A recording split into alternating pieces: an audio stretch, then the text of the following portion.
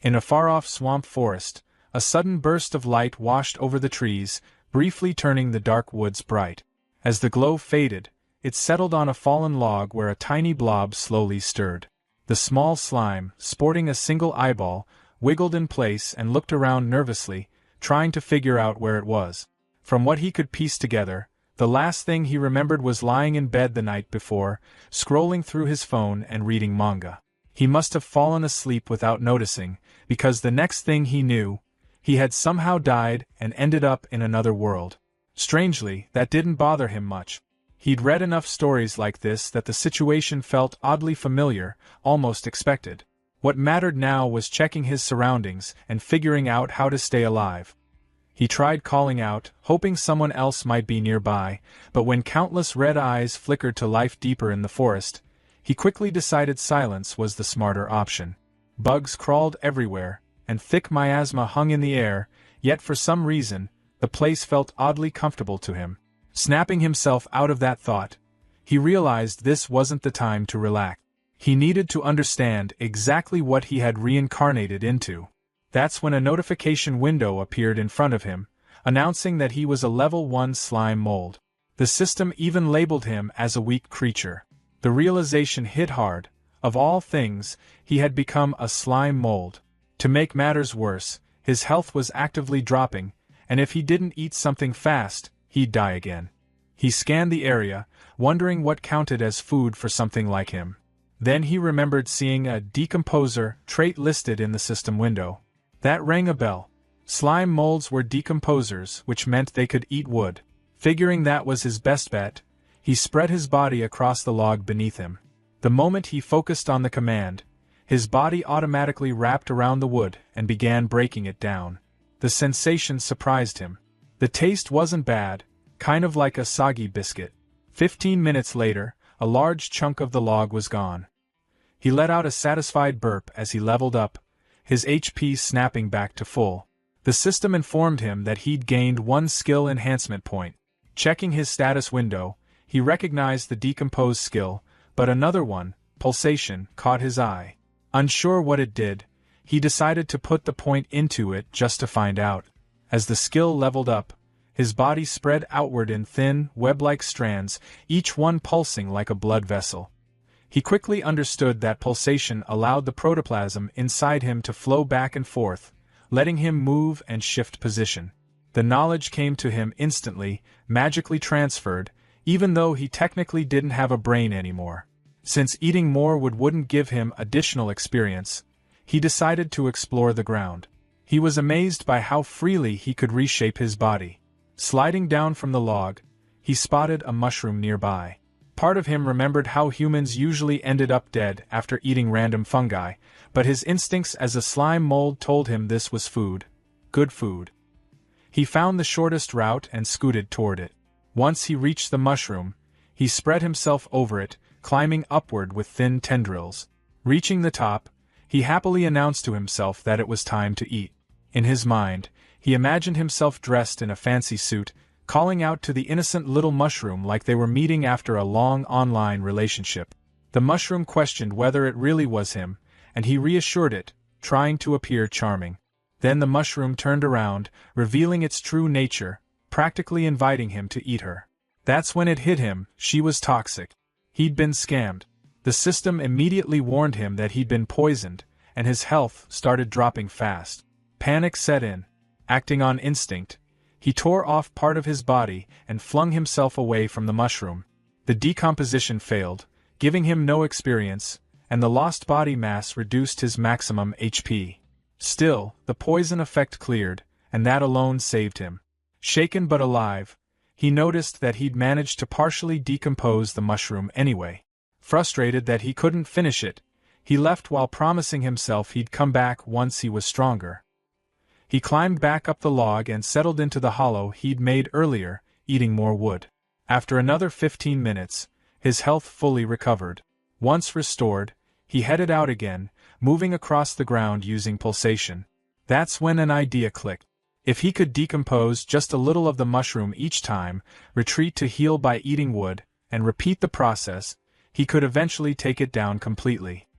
He named this plan Move Mountain, and returned to the mushroom. When he showed up again, the toxic mushroom complained that this was already the 8th time, asking if he seriously planned on never giving up. This time, instead of retreating, he suddenly restrained her, declaring she was under arrest. The mushroom was stunned as he finally managed to cover her entirely. The decomposition succeeded. He gained experience and unlocked poison resistance. Looking at the new skill, he realized why eating the mushroom had felt more tolerable toward the end. Still, he was annoyed that he hadn't leveled up. He thought the mushroom should have given way more experience. That irritation didn't last long.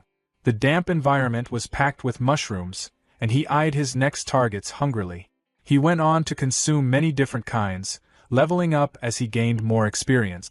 Some were safe, like straw mushrooms, while others, like monk's cap, were extremely toxic but granted stronger poison resistance. He happily broke them all down, turning everything into nutrient. Eventually, he hit a point where mushrooms no longer gave him experience. Deciding not to waste them, he carried the extras back with him. The mushrooms clinging to his body worked as both food and protection.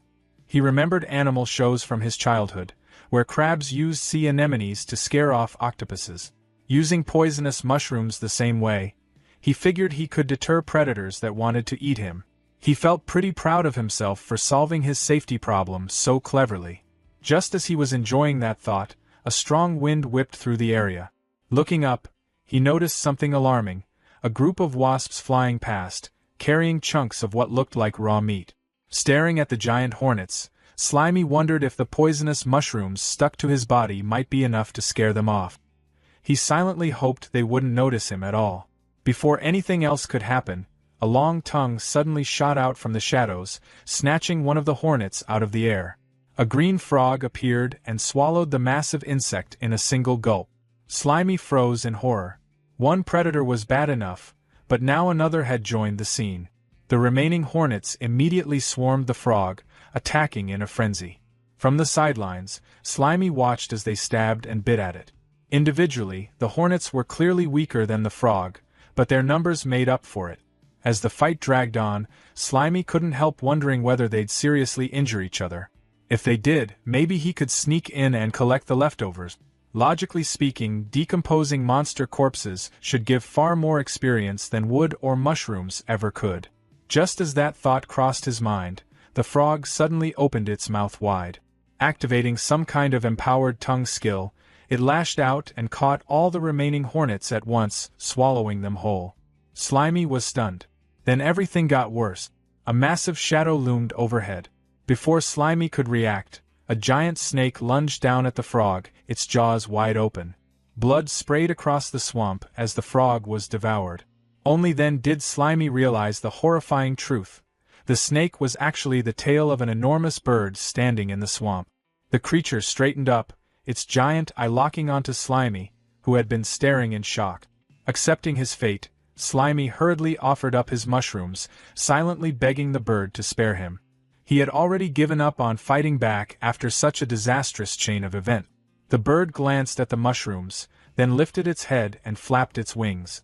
A violent gust tore through the area, nearly blowing Slimy away and stripping 30 HP from him in an instant.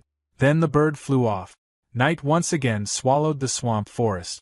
Slimy, having tucked away what mushrooms he had left, sat trembling on the dead tree log. It finally sank in. He was at the absolute bottom of the food chain. Still, there was a strange bit of luck in that. The gap between him and those top predators was so large that he wasn't even worth eating. Checking his system window again, he bitterly noted that even leveling up 4 times in a single night hadn't changed the label, calling him a weak creature. He wondered how a slime mold like him was supposed to survive, let alone rise above this. Exhausted, he hoped it was all just a dream and that he'd wake up wrapped in his blanket. But morning came. Sunlight poured into the swamp forest. A green slime suddenly dripped down from a mushroom above, splashing onto Slimy like acid. The moment it touched him, his HP dropped sharply. He jolted in pain as the system announced he had gained a new skill called Burst. The skill allowed him to force the ectoplasm in his body to flow in a single direction, creating thrust. Confused and still hurting, Slimy fell to the ground and looked around, trying to understand what had just happened. That's when he noticed a snail slowly crawling toward his mushrooms. The snail activated a skill called acid liquor, melting the mushrooms into a sizzling puddle and slurping up the remains. Slimy shouted at the snail, finally getting its attention. It was one thing to steal his mushrooms, but dripping acid on his face and almost melting him crossed a line. The snail didn't seem to care.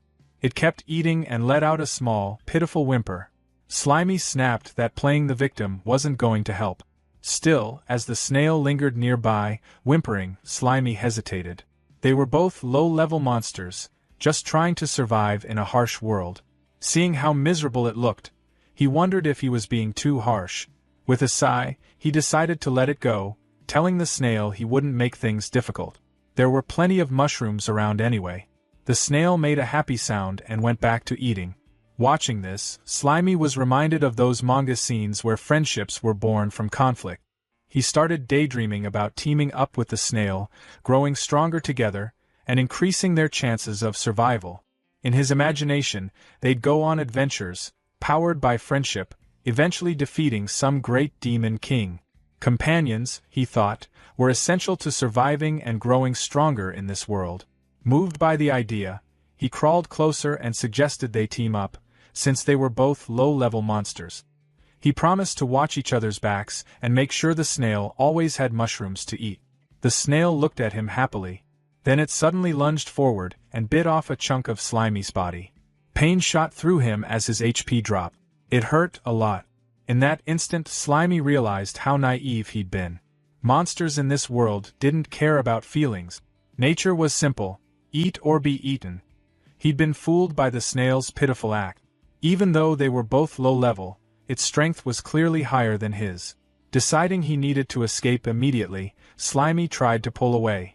The snail rose up and turned toward him, making it clear it had no intention of letting him go. Panicking, Slimy dumped his remaining skill points into pulsation. Pushing the skill to its limit, he surged forward. Both of them crawled across the dead tree, but after 3 exhausting minutes, they'd barely move.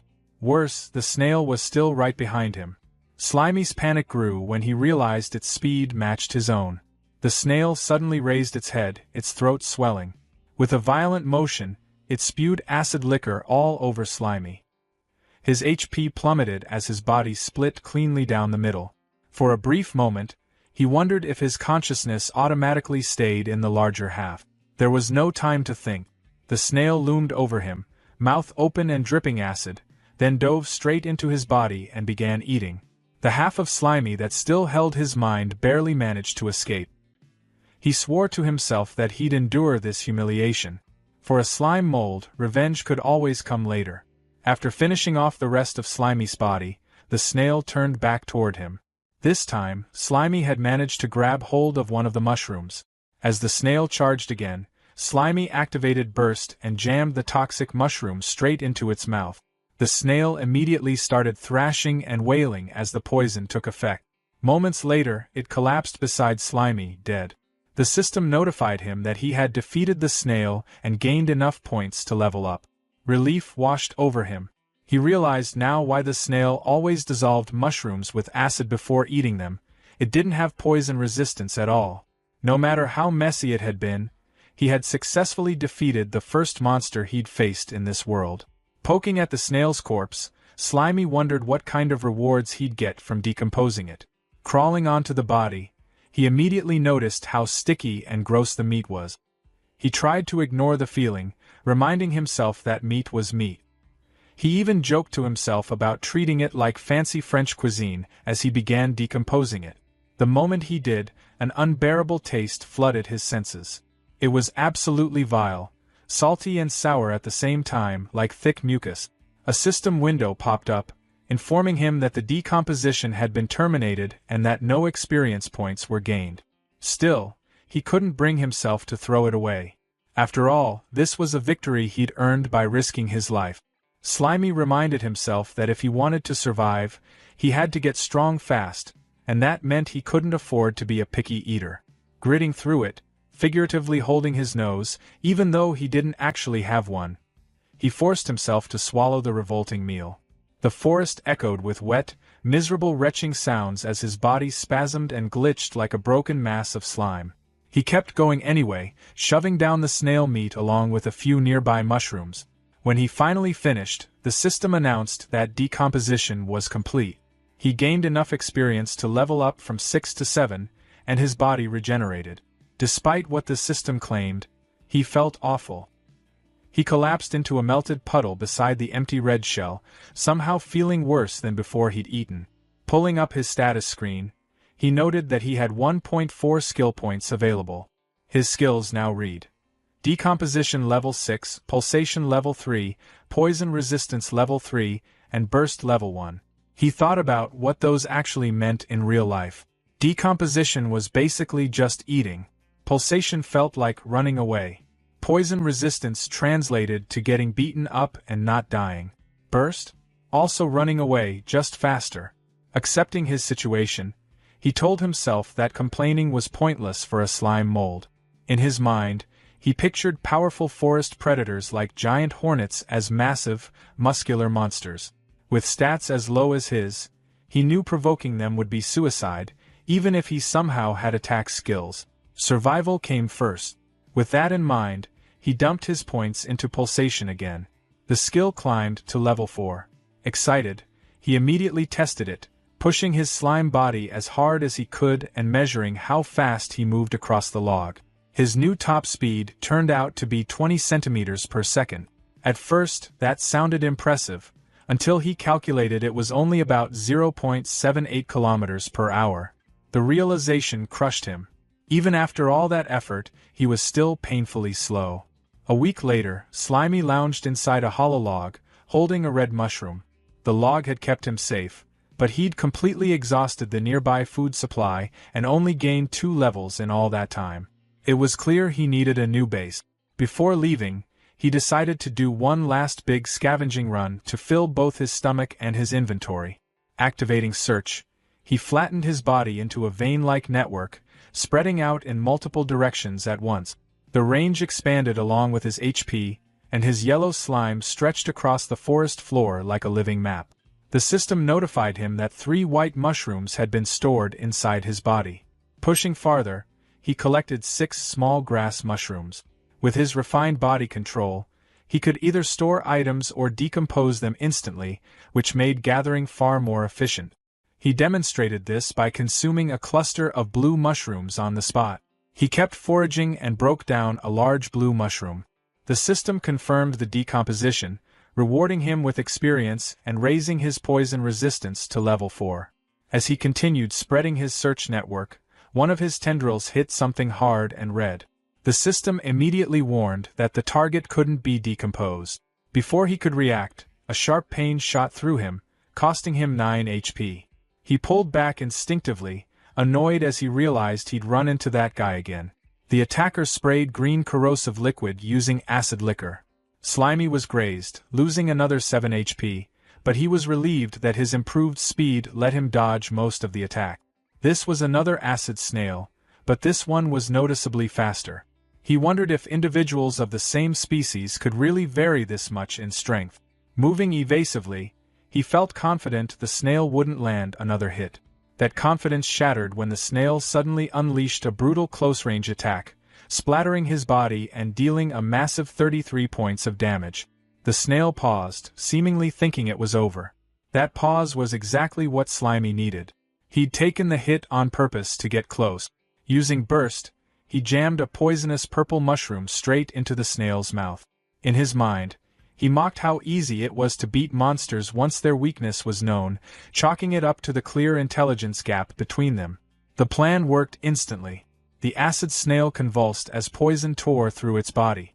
Slimy consumed the defeated enemy, once again forcing himself through the disgusting taste. The system rewarded him by boosting him from level 9 to 10. He sat there afterward in a melted heap, feeling miserable from the meal, but he couldn't deny it. The massive experience gained from monster meat made it worth it.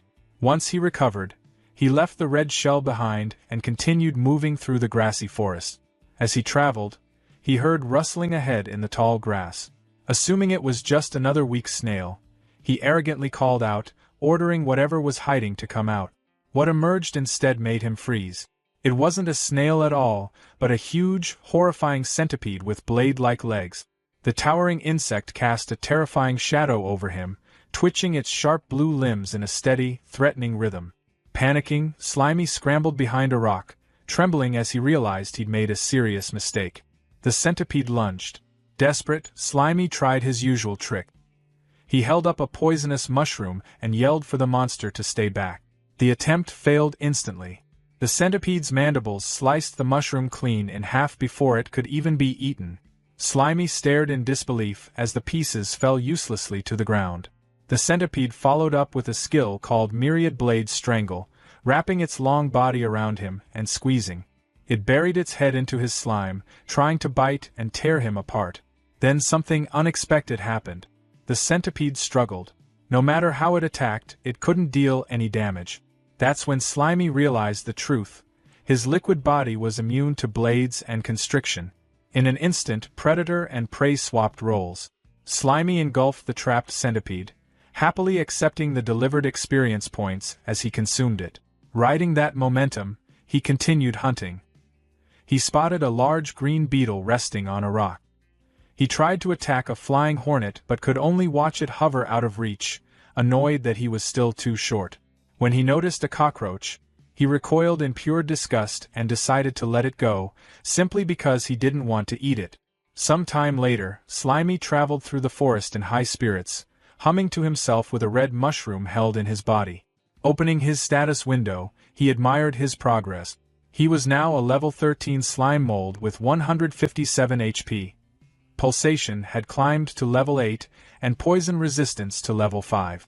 Leaning back against a patch of moss, he felt genuinely satisfied with how fast he was leveling now that he'd started eating meat. His confidence returned as he pictured his place in the food chain, above insects but still below frogs, lizards, and the terror bird. That was fine for now. It was time to aim higher. He set his sights on giant frog legs, imagining himself growing unstoppable, standing atop piles of insect corpses and ruling this new world someday. With that dream in mind, he arrived at the edge of a murky pond deep in the swamp forest. He studied the water, wondering what valuable resources might be hiding below and whether he could safely explore it. Deciding the only way to find out was to try, he slowly dipped a yellow tendril into the water. The reaction was instant and agonizing. The moment his tendril touched the water, Slimy felt his body swell like a balloon. Panic hit hard as pressure built from the inside, making him feel like he was seconds away from bursting. Through raw sensation rather than thought, he understood what was happening. As a single-celled organism, fresh water was rushing straight into him through osmotic pressure. If he submerged himself, he'd swell until he popped, just like a red blood cell in pure water. He yanked his limb back as fast as he could, relieved to still be intact but forced to abandon any ideas about underwater exploration. Before he could recover, bubbles started rising from the pond. A massive, dark green shape slowly pushed its way to the surface. As it emerged fully, Slimy stared in confusion before realizing what it was: a crab. The creature stood there blankly, foam bubbling from its mouth. Confusion quickly gave way to hunger as Slimy imagined a plate of steamed crab legs. After non-stop bug meals, this finally felt like real food. Trying to be clever, he called out from the shore in a friendly tone, pretending he just wanted to make friends. The crab ignored him completely and climbed onto a steep rock jutting out of the water, sitting there and blowing bubbles like nothing else existed. Slimy quickly got the message. It wasn't coming to him. Risking his life in the pond wasn't worth it. Instead, he started planning to dissolve poisonous mushrooms and dump the toxins into the water to kill the crab from a safe distance. That plan died instantly. The giant swamp crab activated a skill called Bubble Barrage, firing a high-pressure stream of water straight at him. The blast slammed into Slimy with terrifying force, knocking him backward and ripping 25 HP away. He was stunned that something as simple as water could hurt that badly. The crab fired again. Slimy scrambled to dodge, but still took another 10 damage as he barely escaped. He slid behind a thick tree root just in time, using it as a shield against the incoming water blast. His body trembled as he realized the truth. This thing was on a completely different level from the insects he'd been farming. Running now would only paint a bigger target on him, so he stayed hidden and waited, hoping the crab would lose interest. Then he heard a massive splash. Peeking out carefully, he wondered if the crab had finally given up. Instead, his blood ran cold as he saw the giant swamp crab climb out of the pond and onto land. Its claws snapped aggressively as it activated Dash, scuttling sideways with horrifying speed. Slimy watched in disbelief as the predator charged straight toward his hiding spot. Realizing the crab fully intended to eat him, he panicked and scrambled up the tree trunk. Clinging tightly to the bark, he glanced down and felt a brief wave of relief. At least up here, the water attacks wouldn't hit him. That relief vanished instantly. A chittering sound echoed above. Slimy looked up and saw a large, pale spider with glowing red eyes crawling down toward him. Unbothered at first, he waved a tentacle dismissively, telling it to move along since he was busy dealing with the crab. In his arrogance, he even warned the spider not to be rude, bragging that he'd eaten plenty of bugs just like it. The spider didn't retreat. It hissed, red eyes burning brighter, and suddenly struck with arachnid slash. Its front leg moved like a blade, slicing through Slimy's body at blinding speed. A massive chunk of slime was severed, dealing 30 damage, and the spider calmly caught and ate it. Slimy was stunned. He'd thought he was immune to blade attacks. A status window appeared, revealing the truth. The spider was a level 16 monster with swordsmanship level 8. Before he could even process that, another blast of high-pressure water slammed into the tree trunk inches from him. The splash alone dealt another 17 damage. Trapped between the blade-wielding spider above and the water-blasting crab below, Slimy felt despair close in. Staring up at the spider blocking his escape, he cursed his luck as tears welled up in his single eye. He was stuck. Again. Below, the crab fired another bubble barrage straight up the tree. Slimy dodged at the last possible second. The water beam missed him and slammed straight into the spider's face. The impact knocked the spider clean off the tree. The spider hit the ground in a fury and immediately retaliated, firing a stream of white webbing at the crab. The sticky silk wrapped around the giant swamp crab, slowing its movement. Taking advantage of the opening, the spider leapt forward and slashed at the crab's shell. The crab responded with crustacean carapace, hardening its shell to block the strike, then countered with crustacean clamp, snapping its claws viciously. The spider twisted away using arachnid silk control, binding the crab's claws even tighter with sticky webs. High above, Slimy watched the chaos unfold. Inside, he celebrated. His enemies were tearing each other apart just like he'd hoped. The battle raged on. The crab bubbled angrily, struggling to free its bound claws. The spider seized the moment and delivered a precise slash to the crab's eye stalk, triggering a burst of light and pain. It hissed, ready to finish the job. But the crab wasn't done. With a violent swing, it forced the spider to leap back. Still, the crab's massive claw remained trapped in thick webbing. Capitalizing on that weakness, the spider moved at blinding speed, wrapping the crustacean completely in silk. Soon, the giant swamp crab was helpless, cocooned like prey. The spider climbed onto its shell, ready to feast. From the tree, Slimy stared in disbelief. The smelly crab was tied up like something from a grocery store, and the smaller spider had completely flipped the fight. The spider loomed over the crab's face. The crab stared back, foam bubbling from its mouth. The bubbles gathered rapidly, glowing with intense pressure. Then everything exploded. A massive blade of compressed water erupted from the crab's mouth with a deafening roar.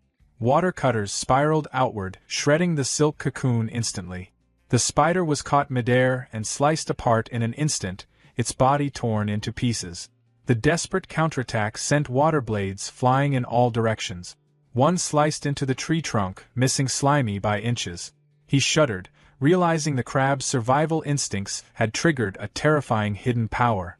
Below, the giant swamp crab collapsed, completely drained. It spat out one last weak stream of water before going still. The battlefield fell silent. The spider lay in pieces, and the crab lay motionless, wrapped in torn webbing.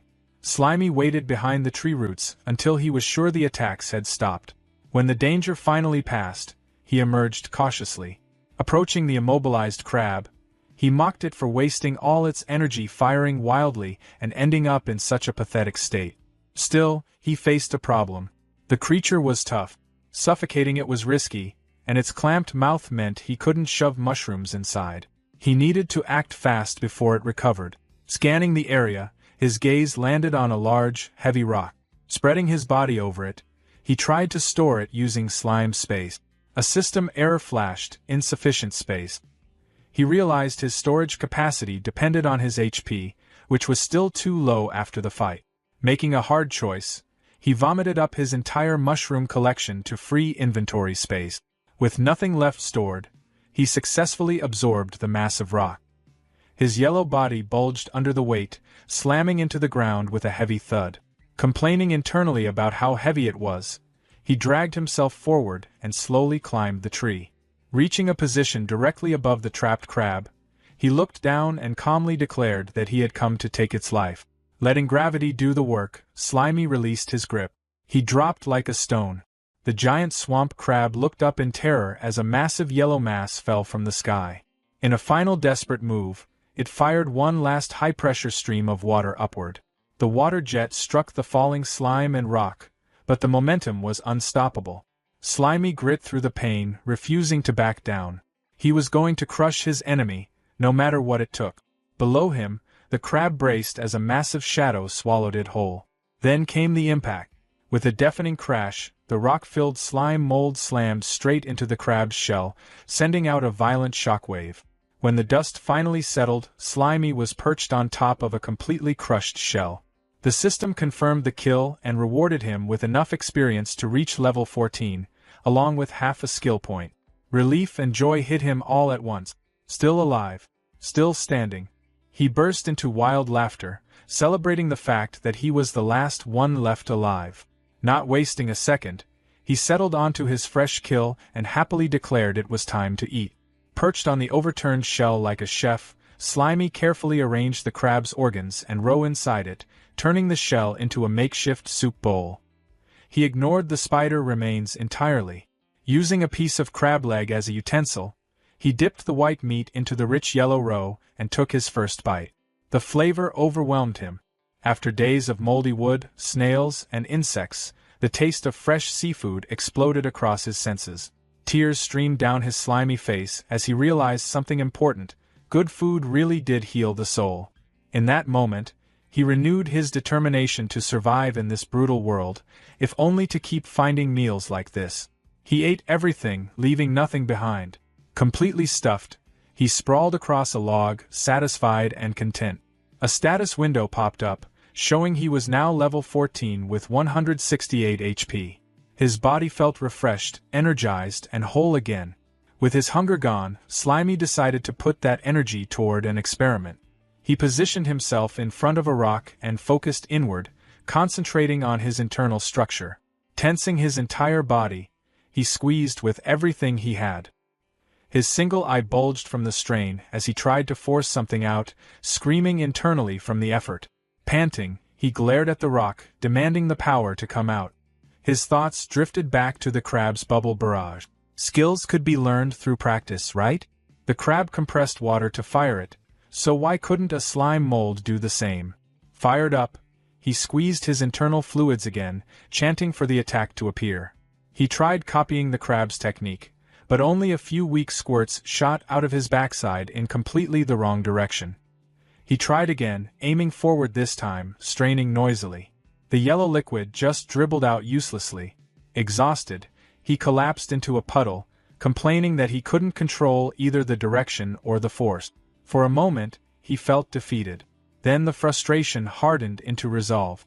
Refusing to give up, he tensed every part of his body, compressing his internal fluids to their absolute limit. Suddenly, a high-speed jet of yellow fluid blasted out with tremendous force. His burst skill activated automatically. The projectile slammed into the crab shell, punching a clean hole straight through it. A system message appeared, announcing that burst had evolved into a new skill, Cytoplasm Jet. The system explained that the skill launched his own cytoplasm as a projectile, using his body mass as ammunition. Slimy laughed out loud. The fact that skills could evolve through sheer practice thrilled him.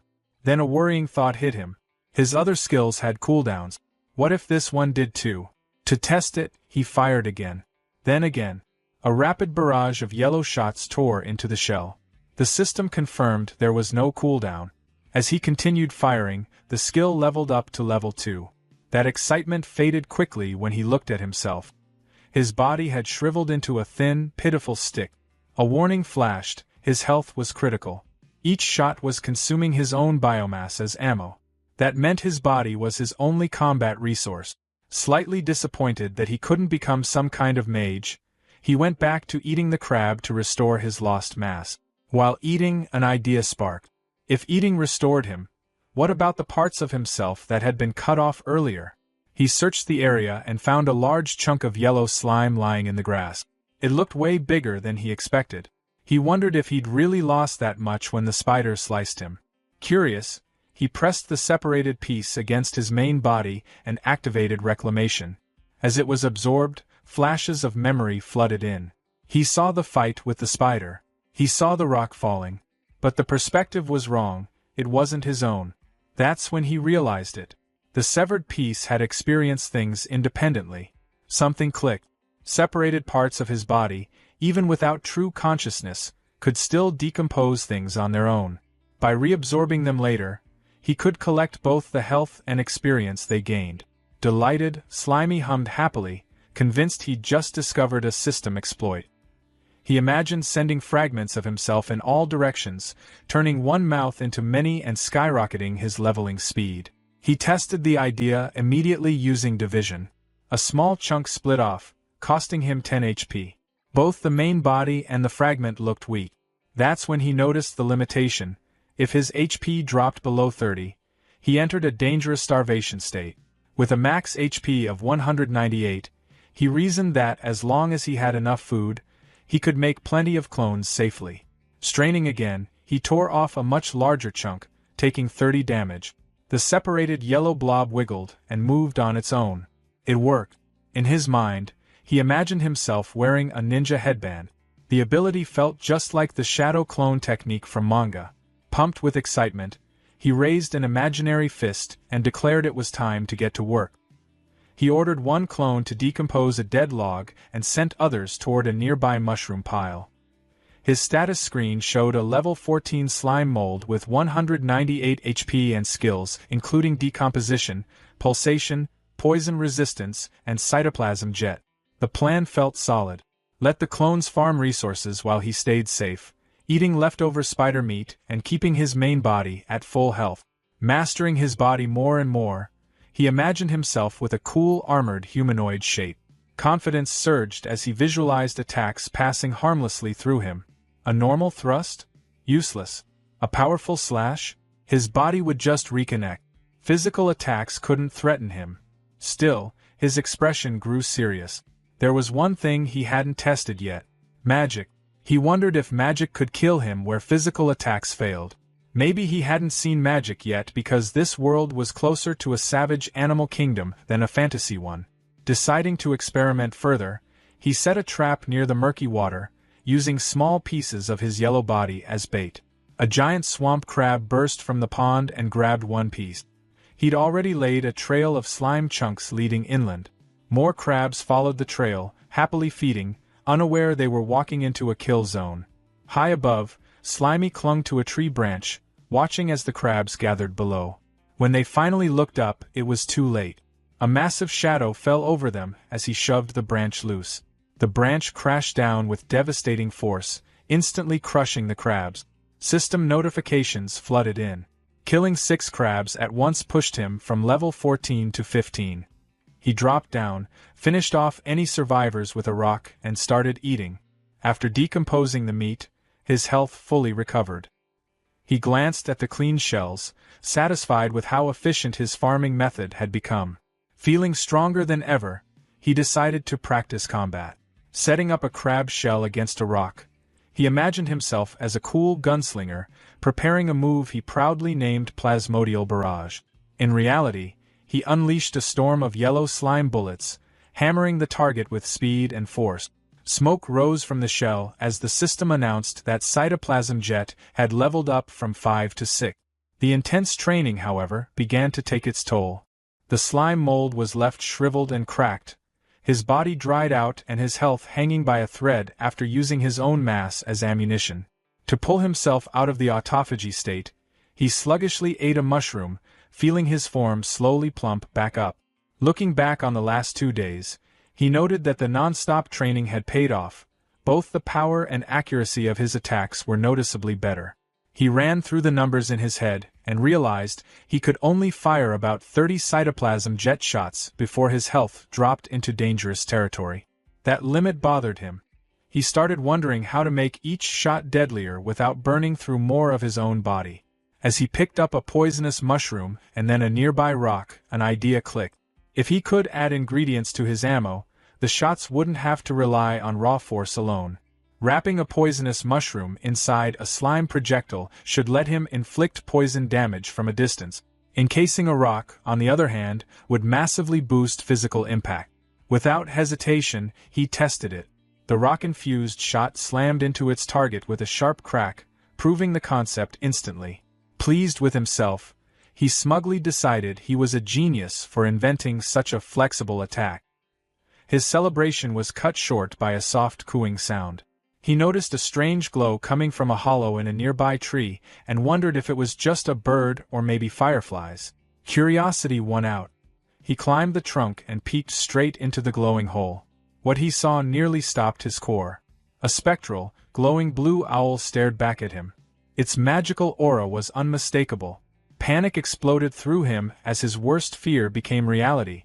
This was a monster that used magic. Terrified of being hit by a spell, he dropped from the tree and fled as fast as he could. The owl didn't chase him. It simply remained perched, silently watching him run. What he didn't know was that this wasn't a wild monster at all, but a magical skill called symbiotic scrying. Far away, a human woman held her hand up like a telescope. Her right eye glowed with the same blue light as the owl's, sharing its vision. She rode atop a massive armored boar alongside 2 other adventurers. When a bearded man asked if she'd found anything, she lowered her hand and casually replied that it was nothing important, just a strange little monster. The group continued through the forest. A pink-haired scout commented that it felt odd not encountering any high-level monsters. The bearded warrior told Little Steel to stay sharp and lead, worried that their magical link to the guild master had gone quiet. Meanwhile, the slime mold was in full panic mode. Convinced the owl had marked him, he fled blindly, knowing better than to mess with magic users. He reached a river and hesitated, unsure how to cross. Then he remembered physics, momentum mattered. He launched himself into the air and, mid-flight, activated Plasmodial Barrage. Instead of attacking, he fired backward, using the shots as propulsion. The plan worked, but it cost him 80 HP. He rocketed over the river, crashing hard on the other side, exhausted but alive. Believing he'd escaped, he gnawed on dead wood to recover. Even as his health stabilized, he admitted to himself that while he was strong for his level, a true high-tier enemy would kill him instantly. Then the air changed. A terrifying pressure slammed down on him, wrapped in a dark, fiery red aura. He froze, sensing something far worse than the snake-tailed terror bird. Assuming the magic owl had found him, he slowly turned, only to realize the source of fear wasn't the owl at all. Lying on the forest floor was a colossal severed claw, white-scaled with a black nail, so massive it crushed trees beneath it. His single eye struggled to process what he was seeing. A giant finger. Fear twisted instantly into greedy excitement. To him, this was a legendary golden finger, the kind of cheat-like power-up whispered about in stories. If he absorbed it, he was sure it would grant immense power, maybe even a massive evolution. Laughing wildly at his luck, he spread his body over the scales and activated dissolution, wrapping slime tendrils around the limb. Almost immediately, pain ripped through him. The object resisted digestion fiercely. A system alert flashed, decomposition failed.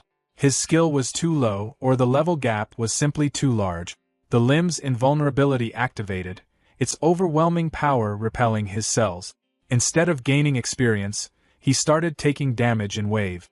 Realizing he was killing himself, he activated autotomy and severed the connection. A chunk of his body tore away as he recoiled.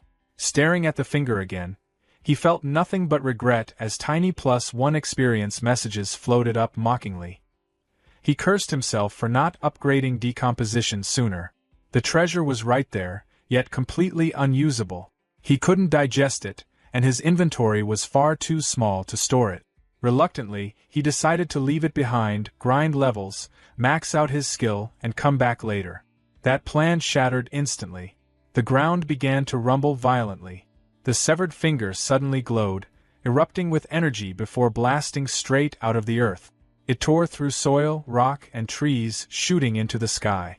Shockwaves and debris exploded outward. He spotted a blast racing toward him, and barely survived as it carved a massive crater nearby. Trembling, he crawled beneath a tree root, shaken to his core. The world suddenly felt terrifyingly vast. The farther he traveled, the smaller he felt. His arrogance drained away, replaced by caution. He chose to return to basics, hiding, decomposing dead wood, and growing stronger safely. Deep underground, the severed finger finally came to rest. In the darkness, it sat still, then erupted with a terrifying red and black aura, revealing it was far more than a dead limb. Checking his mental map, the slime mold confirmed the golden finger was far northeast and the magic owl far southwest.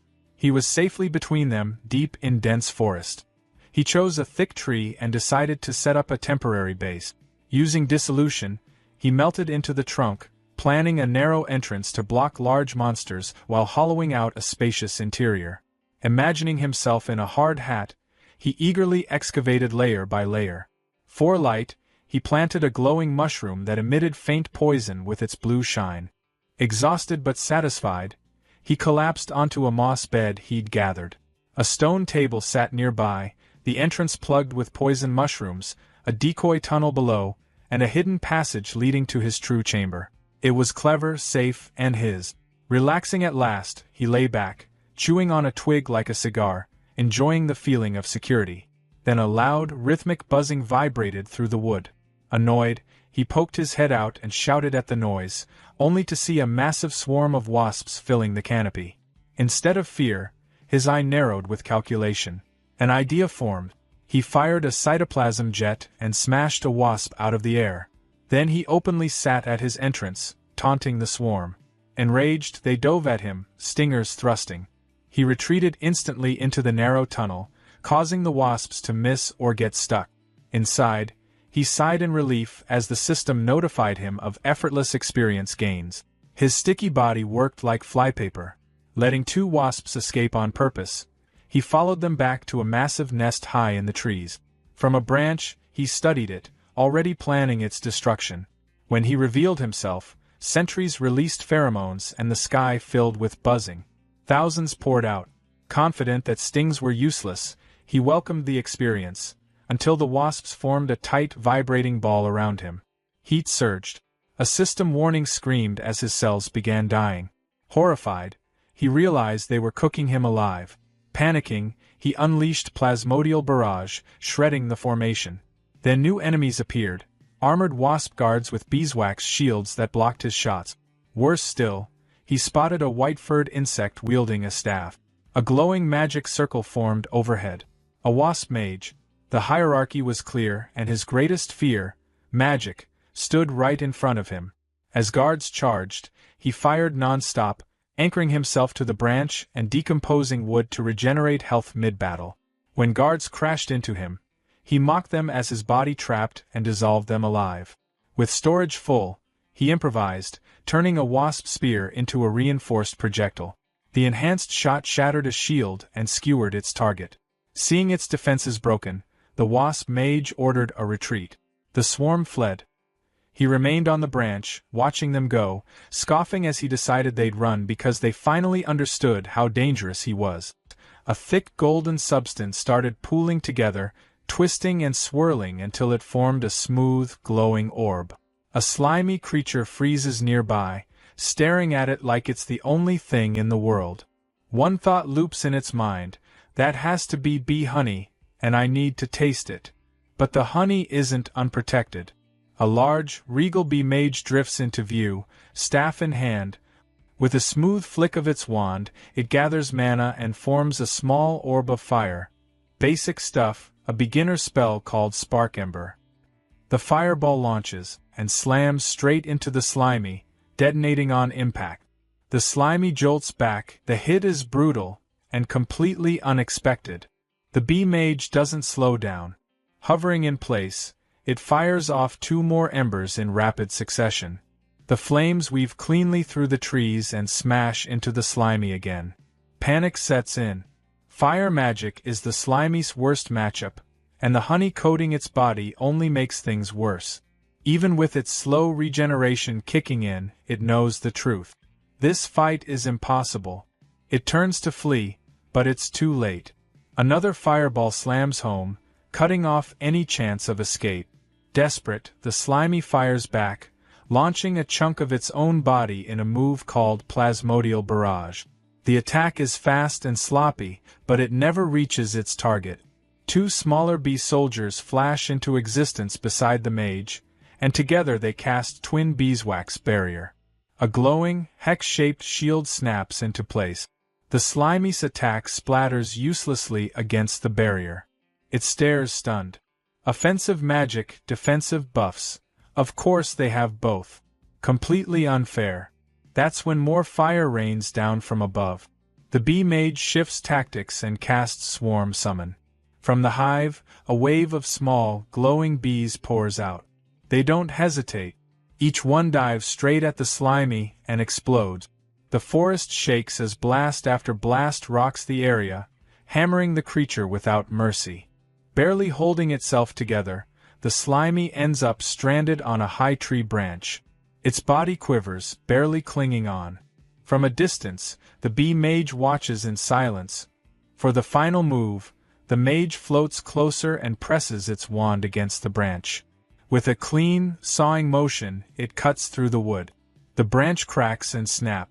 The slimy falls, straight down toward the same pool of golden honey it wanted so badly.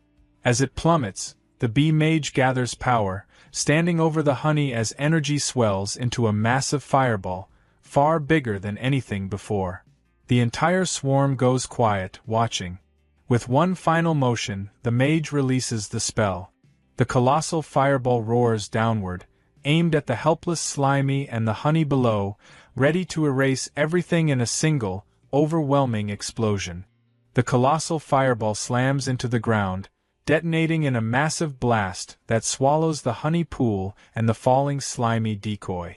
Smoke, fire, and debris roar into the air as the bee mage and its soldiers watch in tense silence. For a moment, it looks like the fight is finally over. Then something moves. A lone bee soldier buzzes uneasily, sensing something off. The others turn just in time to see a small chunk of slimy push up from the forest floor. In a flash, it launches forward and slaps onto the bee mage. While the main bee forces focused on the decoy outside, the nest itself had been left nearly undefended. From the very beginning, Slimy had been stretching its body underground, slowly forming a hidden tunnel straight into the heart of the hive.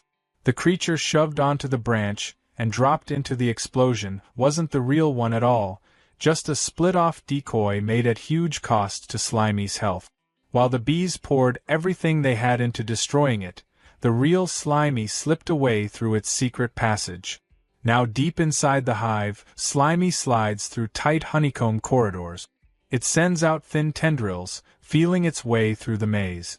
It passes a chamber overflowing with honey but doesn't stop. This can wait. What it's after is far more important. Its tendrils suddenly break into a vast chamber. There, exposed and massive, is the bee queen. Before the royal guards can react, Slimy warned them not to move, saying their queen's life was in his hands as he threatened her with a rock. The queen screamed as he tightened around her, her pain echoing through the hive. The mage didn't hesitate and ordered the warriors to attack. Watching them rush him, Slimy felt a flash of disappointment. There was clearly no room for negotiation. In response, he crushed the queen's body and tore her head apart. The mage wasp froze in horror as the hive began collapsing almost instantly. Slimy hadn't expected it, but the queen bee functioned like a core machine. Once she was destroyed, the entire swarm naturally broke down and disintegrated. He'd briefly considered talking things out, but it became clear that even creatures with social structures were still driven by instinct at a low level. The system chimed in, informing him that he had met the requirements to level up. It also warned him that decomposing B-rank parts would no longer give experience after 24 hours, and that any HP exceeding his maximum would be cleared within an hour. He had reached level 21. This decomposition had greatly increased his poison resistance, and he'd unexpectedly unlocked a new skill called Central Command. However, when he tried to put a skill point into it, the system told him he didn't have enough subordinates to use it. He'd originally planned to max out his decomposition skill for future scavenging, but learned the hard way that racial skills couldn't be upgraded with points. With no other option, he put his points into pulsation instead. Luckily, this haul had been rich in resources. As his HP increased, the slime mold space inside his body expanded too, and the honey he'd collected felt like pure treasure. Still, when he looked back at the ruined hive, he couldn't shake the strange mix of emotions stirring inside him, despite not even having a heart anymore. Ever since he'd turned the tables on the snail, he'd officially stepped onto the path of predation. Yet something felt off. His thoughts drifted to the crab's child, imagining the little one waiting and wondering why his father hadn't come back to play like he promised.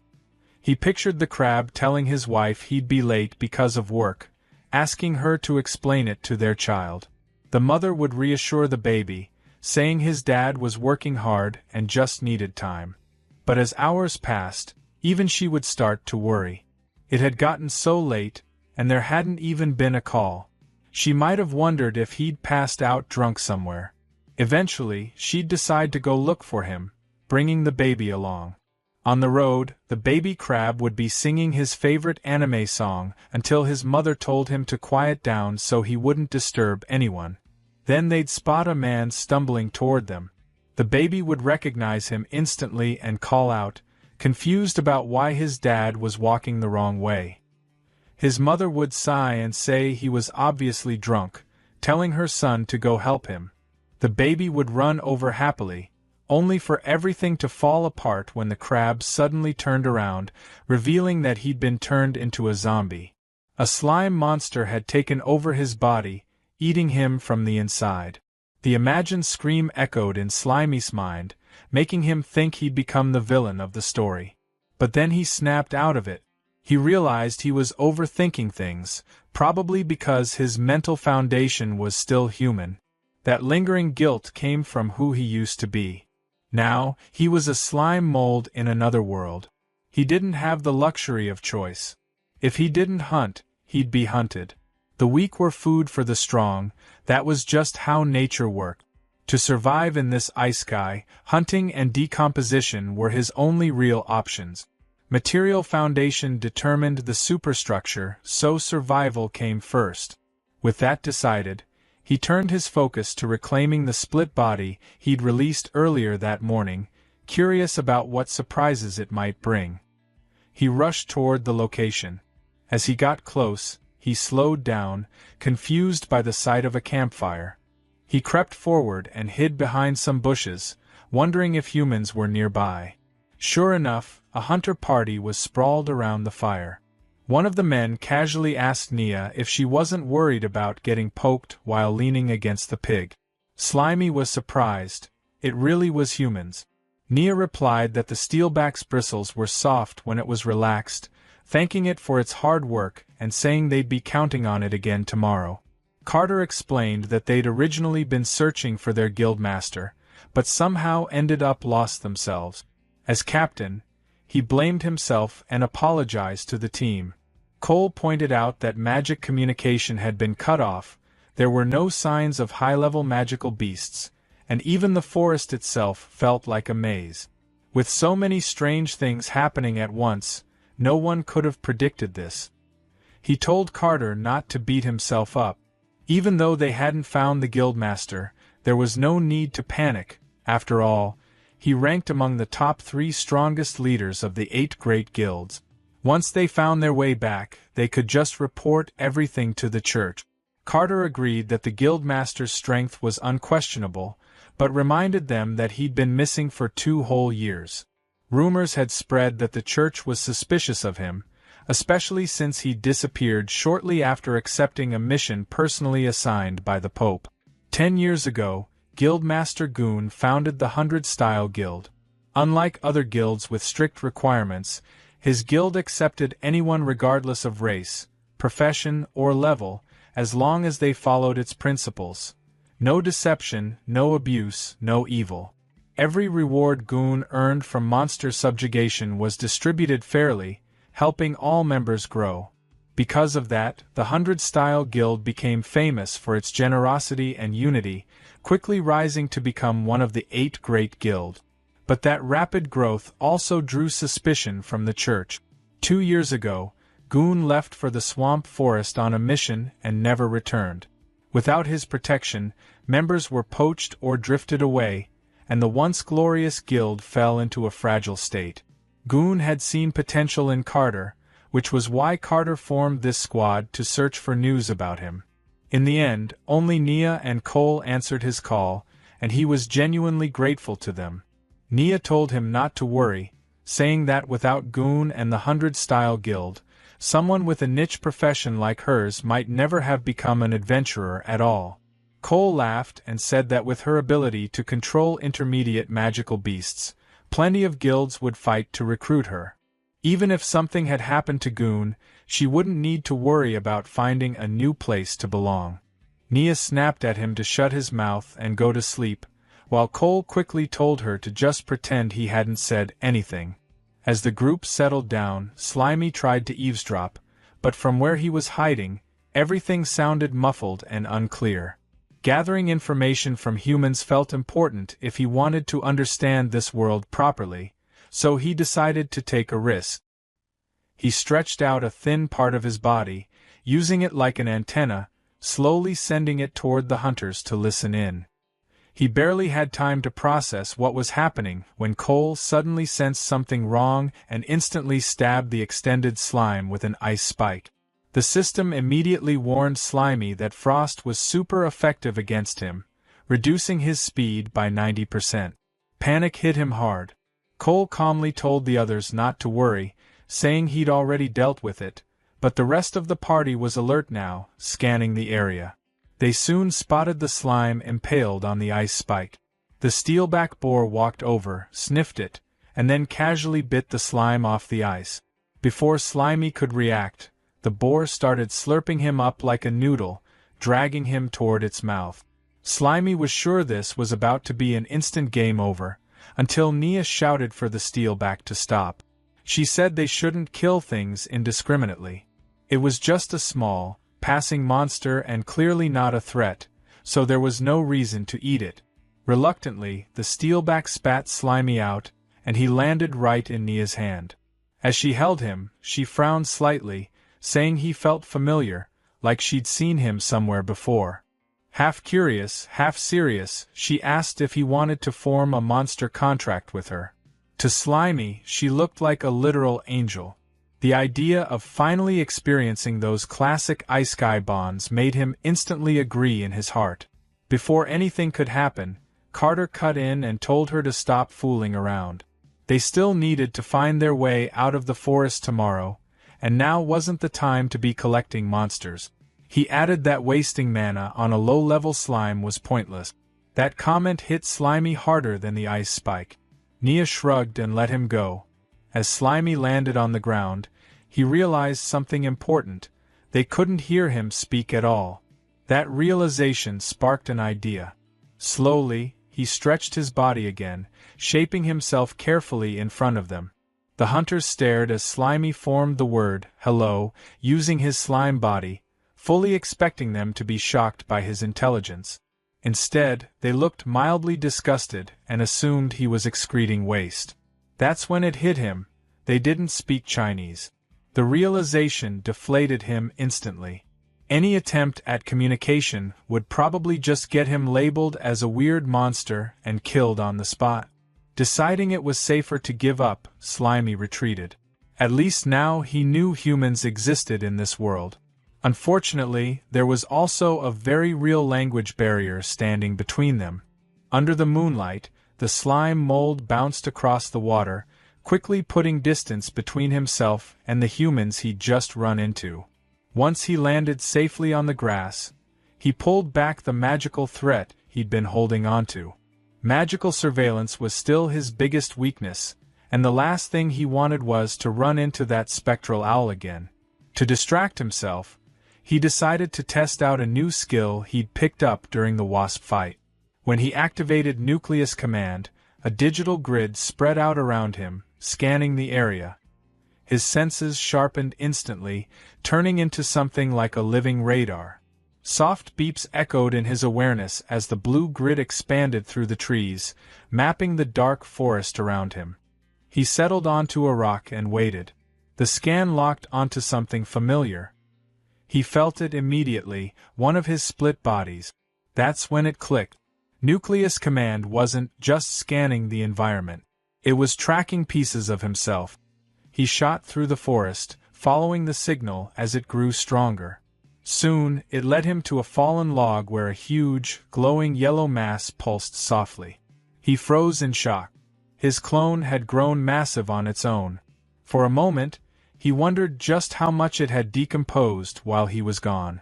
Without hesitation, he activated reclamation and merged back with the oversized clone, pulling in all its nutrients.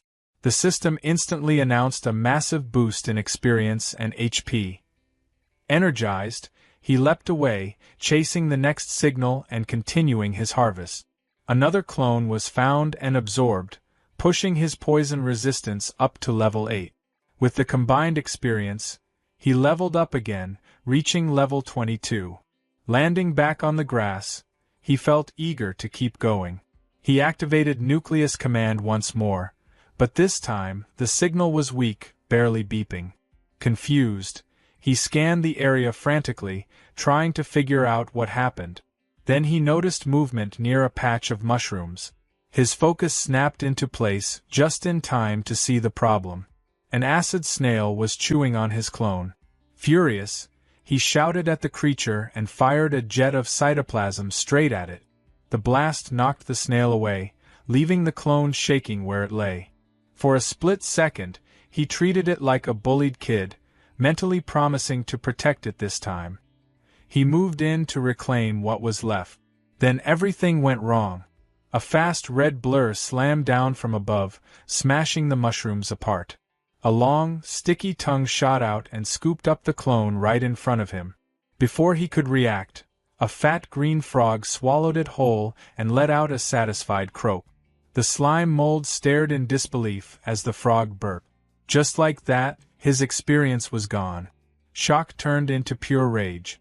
Staring the frog down, he silently swore the disgusting thing would pay for stealing his clone.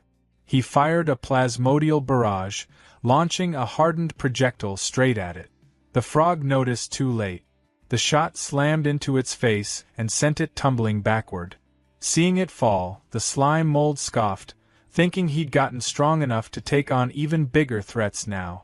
But that confidence didn't last long. To his disbelief, the frog wasn't finished. It opened its mouth and casually caught the projectile, completely unharmed. Before he could fire again, the frog leapt high into the air and splashed into the river, disappearing beneath the surface. The slime mold rushed to the edge of the rock, shouting that it couldn't escape. The frog's head popped back up, croaking mockingly from the safety of the water. Refusing to let it go, he fired a volley into the river. Every shot splashed uselessly across the surface, losing momentum instantly. Frustrated, he stopped. It finally hit him. He couldn't touch it while it stayed underwater. Suddenly, the frog burst out of the river. Watching closely, the slime mold assumed it needed air and confidently declared that weakness meant it was dead. But he was wrong. The frog pushed off the water itself, releasing power and launching toward shore like a living missile, its mouth wide open. He barely dodged as it crashed into the rock where he'd been standing. While the frog recovered, he fired a stone-hardened barrage that struck its eye with perfect accuracy. As soon as the hit landed, he retreated up a tree. Perched on a branch, he realized what had happened. The frog had baited him toward the water. After so many easy wins, he'd gotten careless. He reminded himself that a hunter could turn into prey in an instant. Below, the frog clutched its bleeding eye, furious. It glared up and croaked angrily, then ignored the pain and leapt straight for the tree. Panic hit when the slime mold realized he was out of stone ammo. He fired liquid slime shots instead. It didn't help. The frog opened its mouth and caught every projectile, swallowing them midair. The slime mold froze in horror as he realized his attacks were literally feeding it. Even injured, the frog climbed the tree, closing in fast. By the time he understood the danger, it was too late. The frog's tongue shot out and wrapped tightly around him. A brutal tug-of-war followed, the slime mold clinging to a branch while the heavy frog yanked downward. The strain became unbearable. The branch cracked, then snapped. As he fell, clutching the broken wood in terror, he saw the frog waiting below with its mouth wide open. In that split second, he used reverse momentum. Wrapping himself around the broken branch, he angled the sharp end downward and thrust it forward, screaming for it to eat this instead. The jagged wood pierced straight through the frog's mouth and into its brain. The impact sent the frog crashing back, blood spraying as the slime mold remained safe above. The lifeless body fell into the river with a heavy splash, ending the fight. Clinging to the tree trunk, he finally relaxed, relieved it was over. Below, the frog's corpse sank into the dark water, blood spreading before disappearing into the depths. Looking down, he felt a twinge of regret. It was a waste, he couldn't decompose it down there. Then the water started bubbling. Two glowing, menacing eyes opened in the depths, staring straight up at him. A beam of light exploded from the water, slicing through the air beside him. The blast struck the tree trunk and cut through it effortlessly. The next moment, the tree and the screaming slime mold were launched into the night sky. From the water below, the enemy revealed its new form. A pale, glowing entity with burning red eyes, activating sanctified fall. The slime mold was completely thrown off by the enemy's sudden transformation. He shouted in disbelief, wondering how a frog that was clearly dead could come back with this kind of power. The sanctified frog dragged itself free from the shattered tree, its glowing red eyes locked onto him with pure hatred as it prepared to finish the job. Without warning, swollen growths on the frog's eyes burst open, firing high-pressure streams of blood like laser beams. The slime mold barely dodged in time. The corrosive blood sliced into the tree where he'd just been, and in that instant he knew he was outmatched. He shot a strand of slime upward, snagged a higher branch, and swung away, leaping rapidly from tree to create distance. As he fled, his mind raced. A smart mold knew when to retreat. Still, it didn't make sense. This was supposed to be a low-level monster. Why did it have a third form when others barely lasted a second? Something about it felt wrong, and that only reinforced his decision to run. The sanctified frog refused to let him go. It roared and gave chase, moving with an unnatural speed. Using its tongue like a grappling hook, it swung through the air, matching the slime mold's movements almost perfectly and closing the gap fast. The frog unleashed sanguine lash.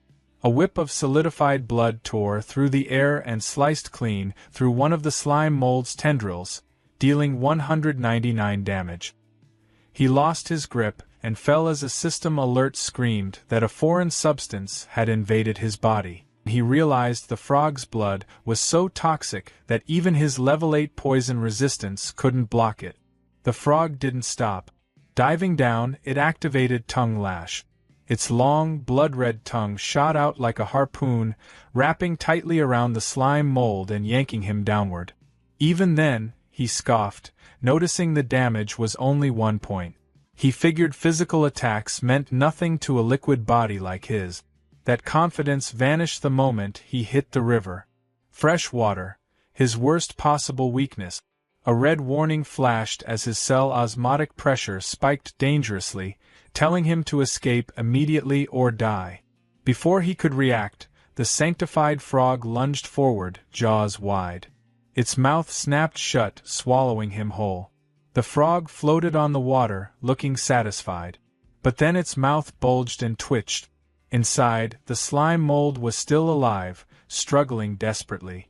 The frog clamped its jaws tighter, forcing him down its throat.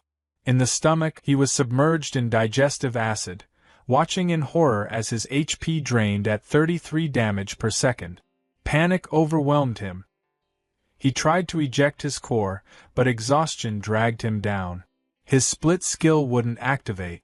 Above the surface, the sanctified frog croaked triumphantly, splashing as if celebrating its victory. Inside, being dissolved alive, the slime mold made a desperate decision. Instead of resisting the water, he leaned into it. He intentionally triggered his osmotic weakness. By absorbing water, his body began to expand rapidly inside the frog's throat. The frog immediately sensed something was wrong. It grabbed at its neck as it bulged unnaturally. The slime mold kept expanding, forcing himself into the frog's mouth and throat, determined to choke the monster to death by sheer size. To survive the damage while growing, the slime mold burned through every drop of hornet honey he had, restoring 400 HP per use just to keep expanding. With constant regeneration, his body ballooned to an enormous size, stretching the frog beyond its limits. Then it burst. With a massive explosion, the sanctified frog was torn apart from the inside. Blood and gore sprayed across the water as the slime mold's expansion completely destroyed it. Victorious, he floated on the river like a mountain of green slime as the system confirmed the kill and awarded experience. It also informed him that surviving the toxic blood had granted him a new antibody. Drifting among the swamp trees, he stared at his massive new form in disbelief. A status window popped up, showing a new passive ability. Osmotic Pressure Regulation, MAC. His HP had skyrocketed to 11,700, far beyond his normal max of 924. But a timer warned him that the excess health would vanish in 1 hour. He studied himself carefully. His size let him float like an iceberg. His lower body absorbed water, but his sheer volume allowed him to balance the pressure safely. Full water immunity wasn't something he'd planned, but it was a huge bonus from his reckless gamble. Then he noticed the timer again. Nearly 10,000 extra HP, making him practically invincible, was about to disappear. His expression shifted, turning serious and greedy. He'd burned all his precious honey to reach this form, so he needed to squeeze every possible benefit out of it. He laughed wildly, imagining himself as an unstoppable kaiju. That's when an idea hit him, something like that rolling sticky ball game. He decided to roll through the forest and collect everything in his path. In his massive form, he barreled through the flooded forest like a natural disaster. Vegetation vanished beneath him as system notifications popped up non-stop, confirming decomposition and awarding experience. He plowed through trees and brush, efficiently farming resources before the time limit ran out. Underwater, fish swam peacefully among the roots, until he crashed in. The fish scattered instantly. He tried hunting them, but it was pointless. Even immune to pressure, the water slowed him too much, and the agile fish weren't worth the effort. Annoyed, he hauled his massive body back onto dry land. Nearby, a cluster of mushrooms sat at the base of a tree. He flowed over them, absorbing them instantly and leaving a hollow trail behind. Moving deeper inland, he spotted 2 small otter-like creatures standing proudly with a freshly caught fish. The enormous slime mold loomed over them, loudly greeting them and casting a massive shadow. Before they could react, he lunged and slammed down with his sticky body. He didn't eat them. Instead, he rolled away, casually announcing that he was taking their fish. The otters were left sitting in the dirt, drenched in green slime, staring in traumatized silence as their dinner disappeared. As he rolled on, he justified it to himself. Sparing the cute otters and only stealing their food clearly meant he still had some kind of human mercy left. That thought ended abruptly when he spotted a squirrel clutching a nut, its ears and tail tipped with magical flames. The squirrel flared up in rage, its entire body igniting. It flipped into a handstand and launched a fireball from its tail, sending a column of flames straight at him. Fire magic was still a serious weakness, no matter how big he was. Still, the size gap was ridiculous. He loomed over the squirrel, warning it not to blame him since it attacked first. Then he slammed his massive body down, joking that playing with fire in the forest was forbidden. When he lifted himself back up, only a clean skeleton remained. The system confirmed the kill and decomposition, granting more experience. Deeper in the forest, violent crashes echoed. A large, muscular lizard was hurled through the air and slammed into the ground. Standing opposite it was a towering tree monster, a glowing crystal embedded in its chest, branch arms waving aggressively. The lizard pushed itself up, its throat swelling as it prepared a counterattack. It unleashed a powerful stream of liquid from its mouth. Acid sprayed over the tree monster, sizzling violently. The bark and flesh began to melt as the creature writhed in agony. Even as its body melted away, the tree monster wasn't finished. A glowing seed shot out from its collapsing form and landed neatly inside a hollow stump nearby. Drawing power straight from the earth, the stump pulsed with energy and regenerated almost instantly, restoring the tree monster as if nothing had happened. The lizard snarled in frustration when it saw its enemy return. Deciding to end things fast, it activated Wild Rush and charged forward at incredible speed. In response, the tree monster thrust out its branches like spears, trying to stop the assault. The lizard twisted and weaved through the attacks, dodging with impressive agility as it closed the distance. It stepped in, jaws ready to bite, but the tree monster reacted faster. A sharp branch snapped around the lizard's arm, piercing straight through its tough scales. Before it could pull free, strange white buds began sprouting along the branch, rapidly spreading and locking the lizard in place. One of the buds bloomed into a grotesque flower right in front of its face. The lizard stared at it, its eye reflecting the petals. Then the infection hit. Red tumors erupted instantly from the lizard's pupil. In the next moment, its eye exploded in a spray of blood. Blinded, it screamed in agony. The tree monster followed up immediately, slamming its heavy branch into the lizard's body. The impact sent the beast flying, crashing hard into the rocky ground. Despite being battered and blinded, the lizard refused to stay down. It staggered back to its feet and activated thermal vision to compensate for its lost sight. Heat signatures flooded its perception. The tree monster's branches now appeared as glowing streaks. With a powerful leap, it launched itself high into the air. Tucking its body in, it spun rapidly, turning itself into a living drill. Activating Sharp Tail, it used the momentum to deliver a devastating downward strike. The attack tore straight through the tree monster, smashing it apart into splintered wood and green pulp. As the monster's core shattered, the lizard roared in victory, blood and saliva dripping from its jaws. But the win came at a cost.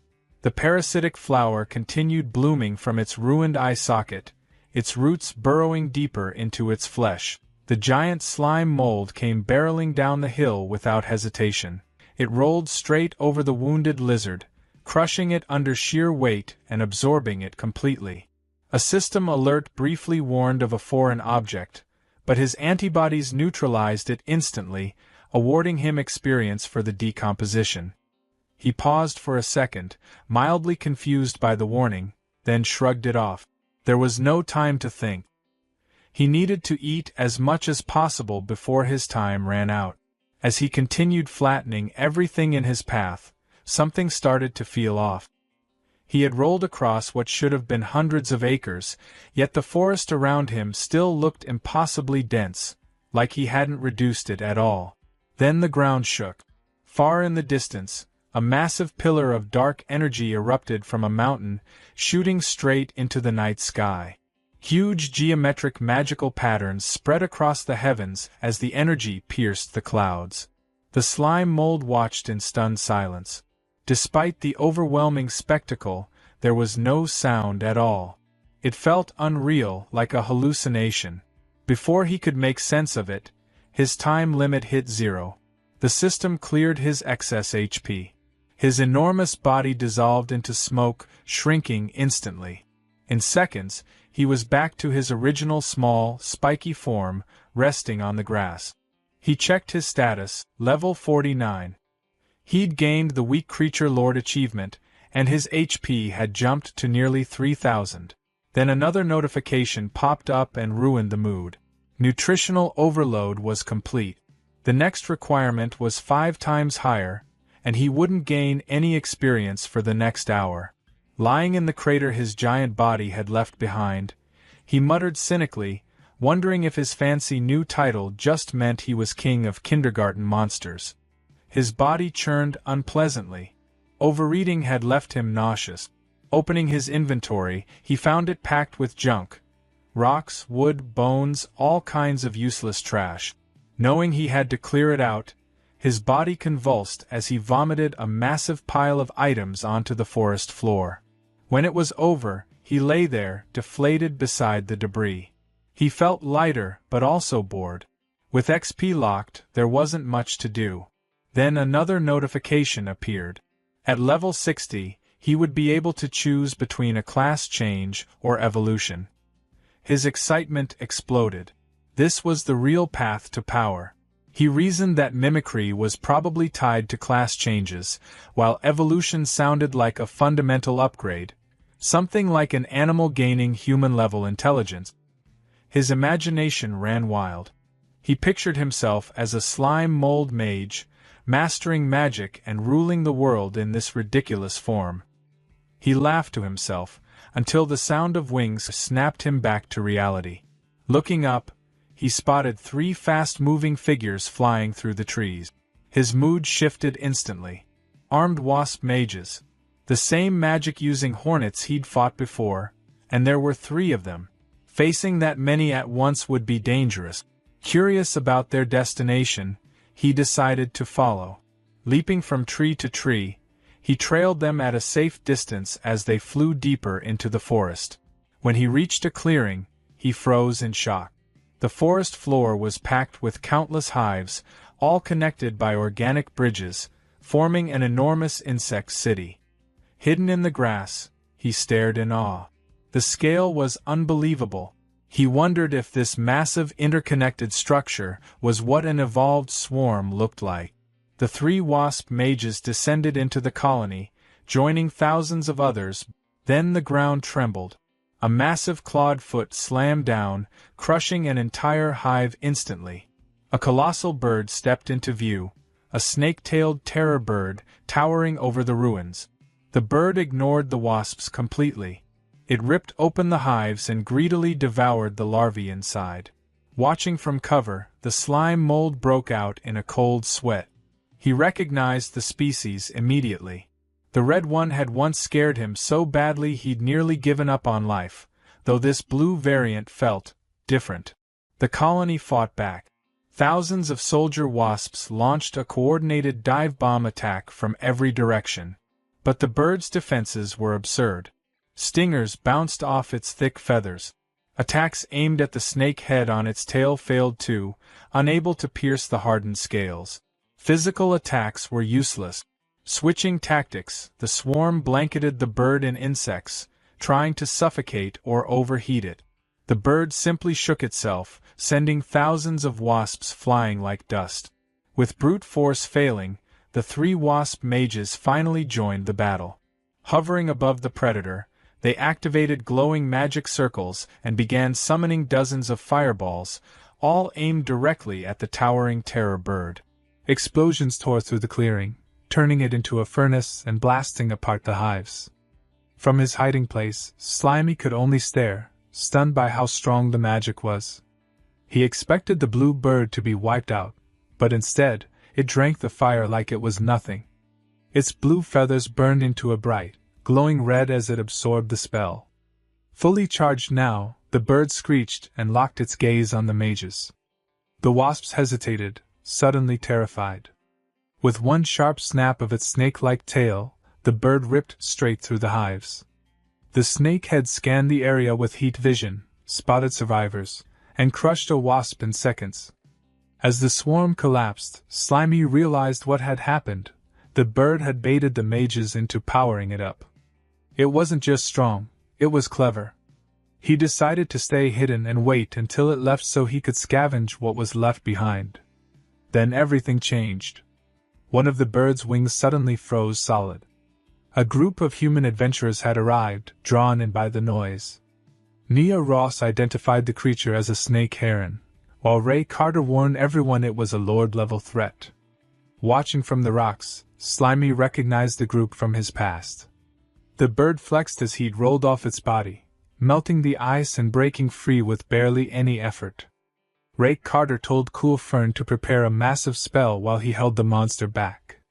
Cool Fern nodded, his staff lighting up with stored power. The snake heron struck with a massive claw, which Rake blocked with his shield. The impact nearly crushed him, but he forced a shield counter that blasted the bird backward. The rebound shattered his shield, leaving him exposed.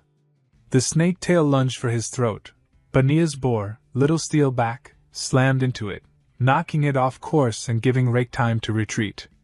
The bird didn't waste a second. It unleashed all the fire it had absorbed in a massive blast, like a dragon's breath. Cool Fern slammed his staff into the ground, raising a towering wall of ice just in time. The team took cover as fire and ice collided, flattening the surrounding trees. From his hiding spot, Slimy watched in pure terror, realizing just how far out of his league this fight was. The ice barrier started to melt. Cool Fern shouted as he poured in everything he had left, but the wall finally shattered. When the smoke cleared, the ground was scorched, but the humans were still standing. Slimy could only feel miserable about how weak he was compared to them. Exhausted, Cool Fern admitted he was completely out of magic. Rake immediately took control, telling Nia to cover him while he went for the final blow. Little Steelback fired a spread of quills at the bird, distracting it long enough for Rake to release his full power. He launched himself into the air and came crashing down, his mace glowing like a falling meteor. The strike smashed the bird's head into the dirt, crushing its skull in one clean hit. The monster dropped. Rake stood over the body and declared the battle finished. Cool Fern let out a breath, commenting on just how dangerous the creature had been. From the shadows, Slimy decided that sticking close to humans might be his safest option. Rake told Nia to search the bird's memories for clues about their missing boss. But as he stepped near the tail, the red snake head suddenly bit into his shoulder. At the same time, the main head, everyone thought it was destroyed, snapped its eyes open for one last move. Cool Fern reacted instantly, driving an ice spike through the snake head and killing it, shouting a warning about petrifying venom. Nia rushed forward with a potion, but it was already too late. Rake's throat had turned to stone, making it impossible for him to swallow. His body collapsed as his skin hardened into gray rock. Nia broke down beside the statue that had been her leader. Realizing the snake heron was draining Rake's life to heal itself, Cool Fern grabbed her and forced her to run. As they escaped, the snake heron slowly rose again, its wound sealing shut. It watched them flee, then let out a sound that made it clear who truly ruled the battlefield. Cole gulped down a stamina potion while running, admitting between breaths that he misjudged things badly. He said the snake bird wasn't just lord level, it was already on par with a high-tier monster lord. Still, he believed there was hope. If they could make it out of the forest within a week and get the church to send a royal priest, Carter might still be saved. That hope shattered when the snake bird caught up.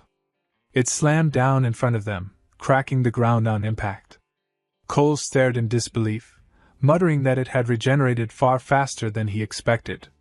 He told Nia he'd take command from here. The bird lunged, claws flashing. Nia froze, panic taking over as she asked him what they were supposed to do. Cole told her not to be afraid. He said he'd already thought this through. He ordered her to conserve her magic for now. They needed to escape this cursed forest later. Then he began casting, unleashing an ice-gatling barrage. Frozen bullets hammered the snake bird, locking its legs in place as ice piled up around them. But the monster broke free. Heat built in its throat. It was about to cast high-tier flame magic again, and Cole knew immediately what was coming. He shouted at Nia to ignore everything else and just run. Seeing him walk straight toward the bird, Nia demanded to know what he was doing. Cole answered calmly that he had no choice. If he didn't pin it down here, either of them would escape, and immediately cast high-tier magic, summoning a glacial barrier, a massive wall of ice that rose between them. Nia screamed his name, but the other side of the wall was instantly swallowed by flames. The heat and light tore through the forest, leaving her devastated. Nia clenched her teeth and swung herself back onto Little Steelback's back, urging it forward as she rode away. She knew she had to leave this place immediately, and report everything about this twisted forest to the church. Staying any longer felt dangerous. Just then, her owl caught up to her. Nia felt a rush of relief. She had thought she'd lost it earlier when their magical connection was cut. Seeing it again was a huge comfort. With her owl's vision guiding her, finding a way out of the forest should have been much easier. But that hope shattered almost instantly. The owl didn't respond to her call. Instead, it flew past her and landed silently on a nearby branch. Confused, Nia looked up and froze. When the owl turned around, she saw its eyes bulging unnaturally, filled with something alien. The sanctified fall parasite had infected it. At the same time, far away in a sealed space, another scene was unfolding. Mountains of dead monster bodies were scattered everywhere, weapons still embedded in their flesh. Guild Master Goon stood among them, staring at a system window warning him that his energy and mana had reached their time limit. He already understood what that meant. Suddenly, the dead flesh around him began to move. The corpses flowed together, merging into a single massive body. The entity that formed commented calmly that Goon was panting, clearly struggling to breathe. Over the past 2 years, Goon had exterminated every high-level magic beast in the swamp forest. This entity had died by his hands countless times already. It wondered aloud if Goon had finally used up all his assets. This being was Yahello, the king of the swamp forest. Yahello asked what Goon had been muttering to himself about earlier, guessing it was the thing he called the system, the same thing that helped him turn his guild into one of the 8 great guilds. It claimed to know the secret of Goon's body as well, having gathered similar information through transmigration across other universes. It explained that forcing Goon to give everything he had, sparing nothing, was the only way to truly strangle and kill him. That was why Goon had been lured into this trap. Even so, Yahello admitted it hadn't expected Goon to grow this strong, or to still be hiding so many trump cards. With a cold tone, the entity offered him one last choice. After destroying everything Goon had built, would he prefer to be turned into a corpse puppet? Or would he join them and take part in the grand plan of dimensional ascension? Goon said he'd already made his decision.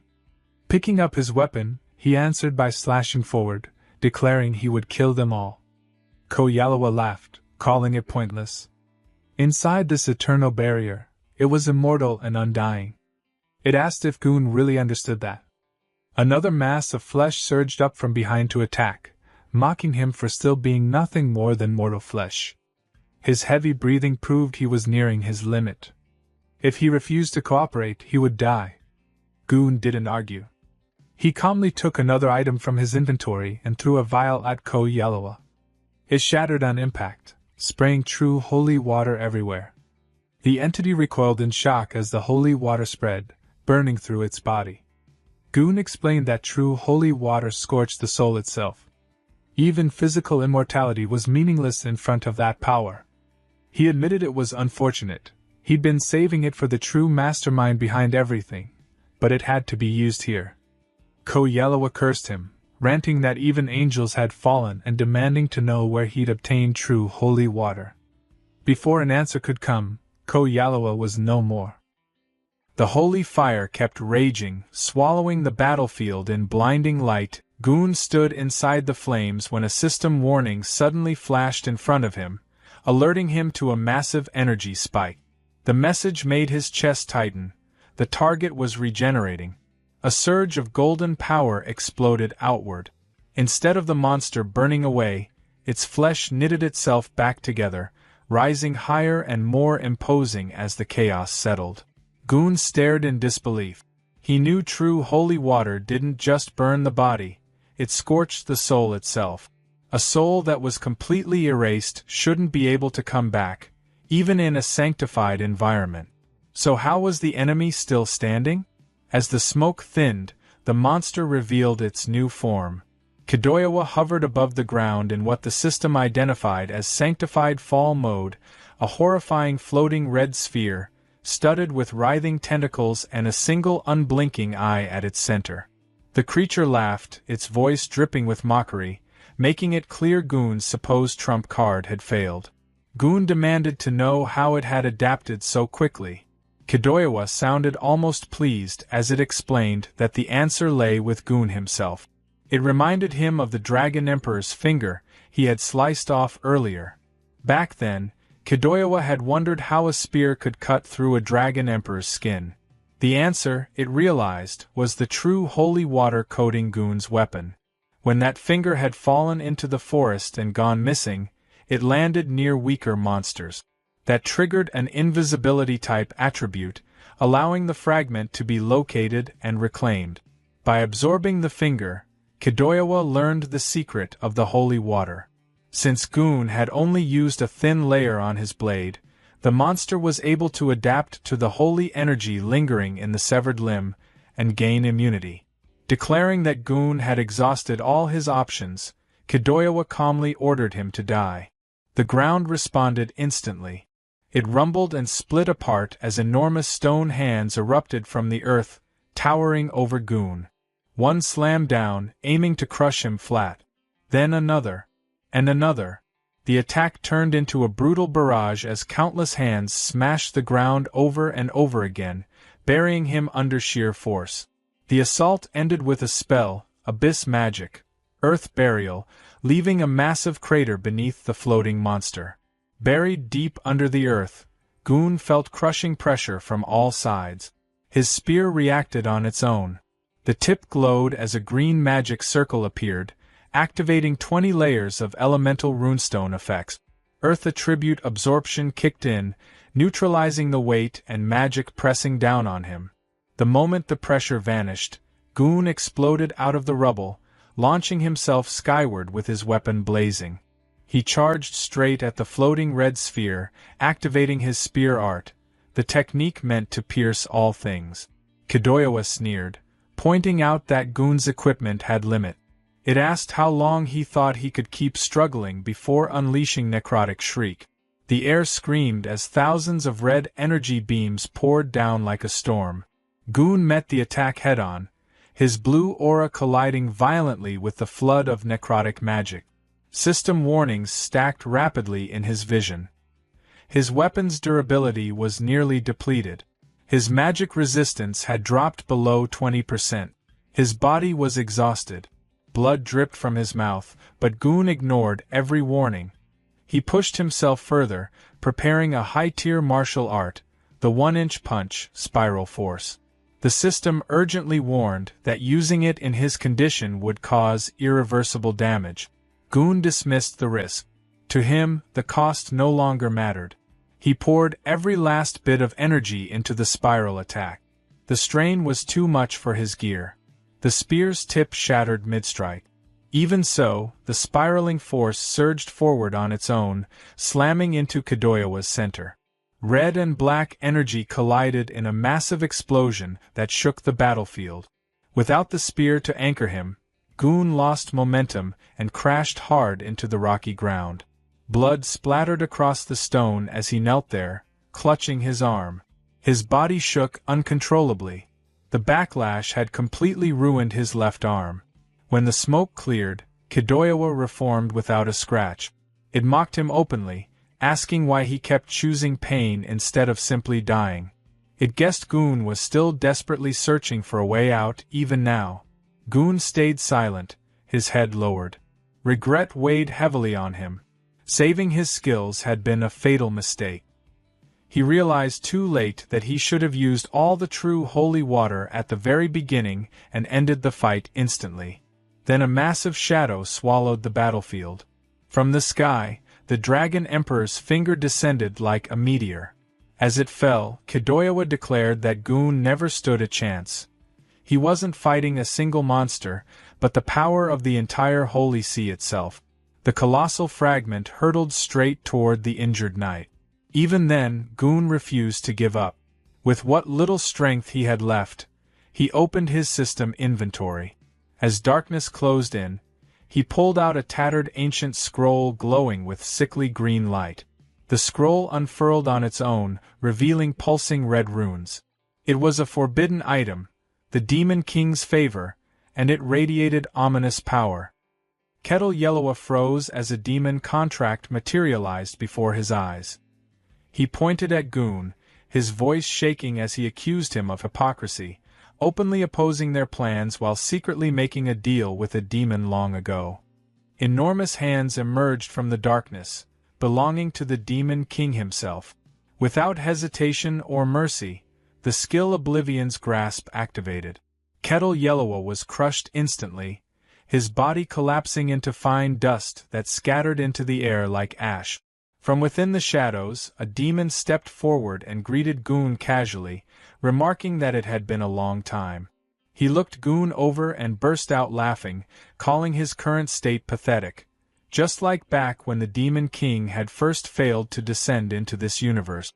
The demon sounded almost nostalgic, saying the moment brought back fond memories, and that he'd never forget Goon's so-called kindness. As a reward, he offered to lend Goon his power, claiming it would be more than enough to wipe out those so-called righteous scoundrels. He even directly called Goon a transmigrator, confident that the temptation would be impossible to resist.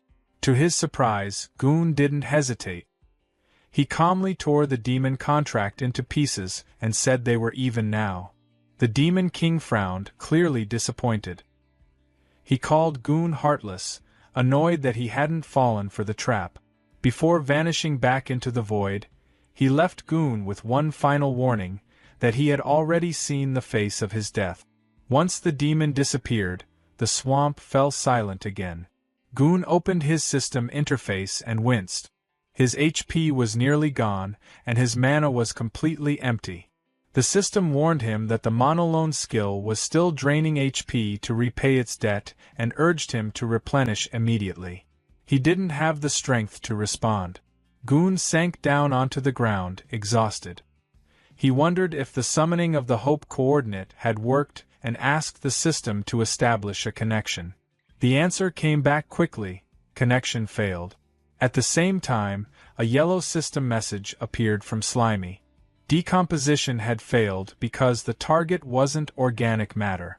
Slimy stared at Carter's body, now fully turned to stone.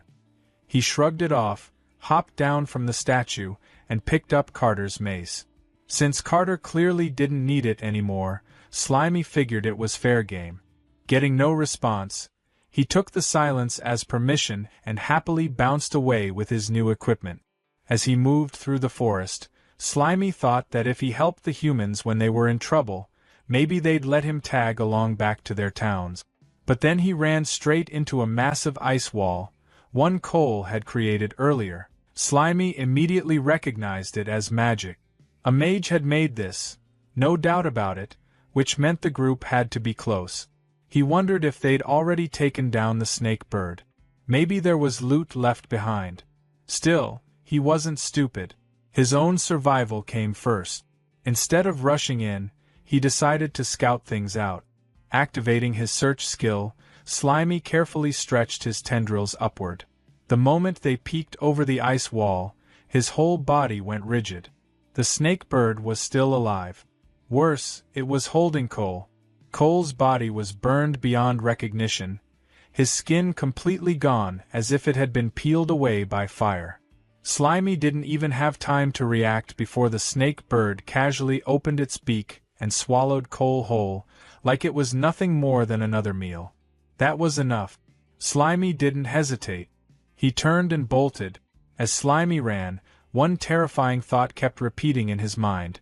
If Cole was dead, then what about the last girl? Had she already been killed too?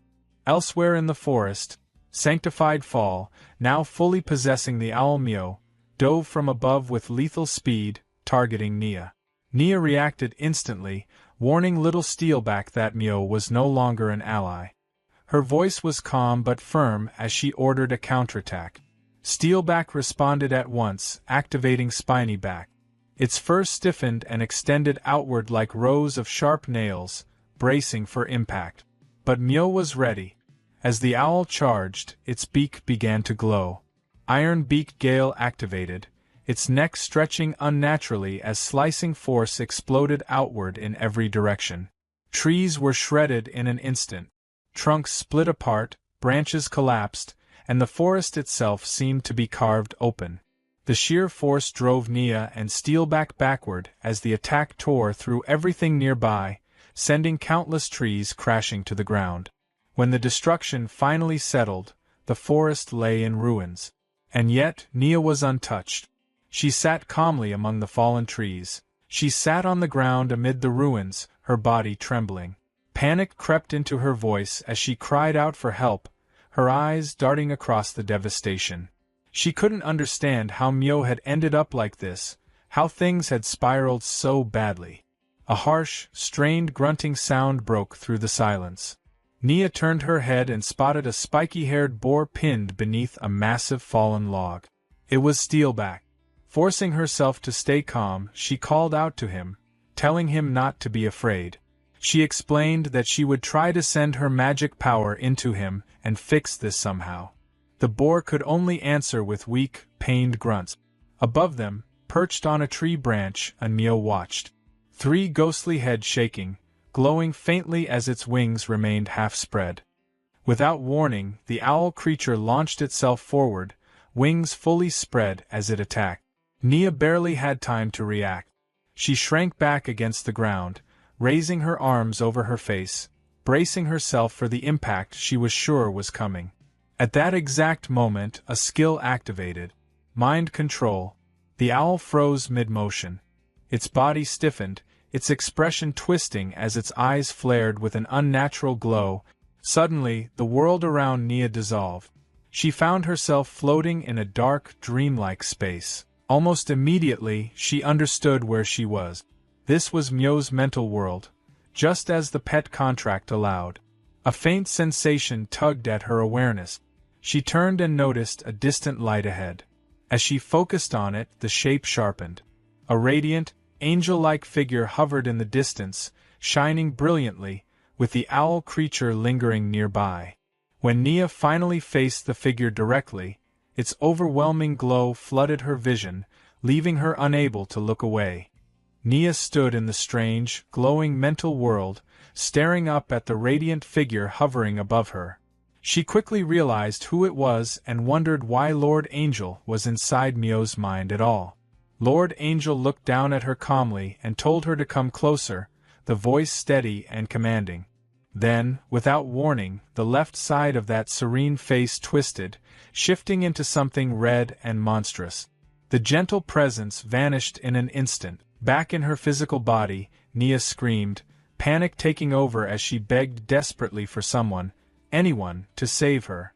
Nearby, Steelback trembled under the log, letting out a weak, pained sound as if sensing her terror. At the same moment, the owl creature, its eyes glowing wildly, lunged straight toward Nia. Before it could reach her, a spiked club crashed down onto the owl's head midair. The impact was brutal, sending the creature flying backward and clearing it from the fight in an instant. Nia remained collapsed on the ground, eyes squeezed shut, completely unaware of what had just saved her. When Nia finally opened her eyes, she froze. Right in front of her, it was Captain Hawk's slime meteor hammer.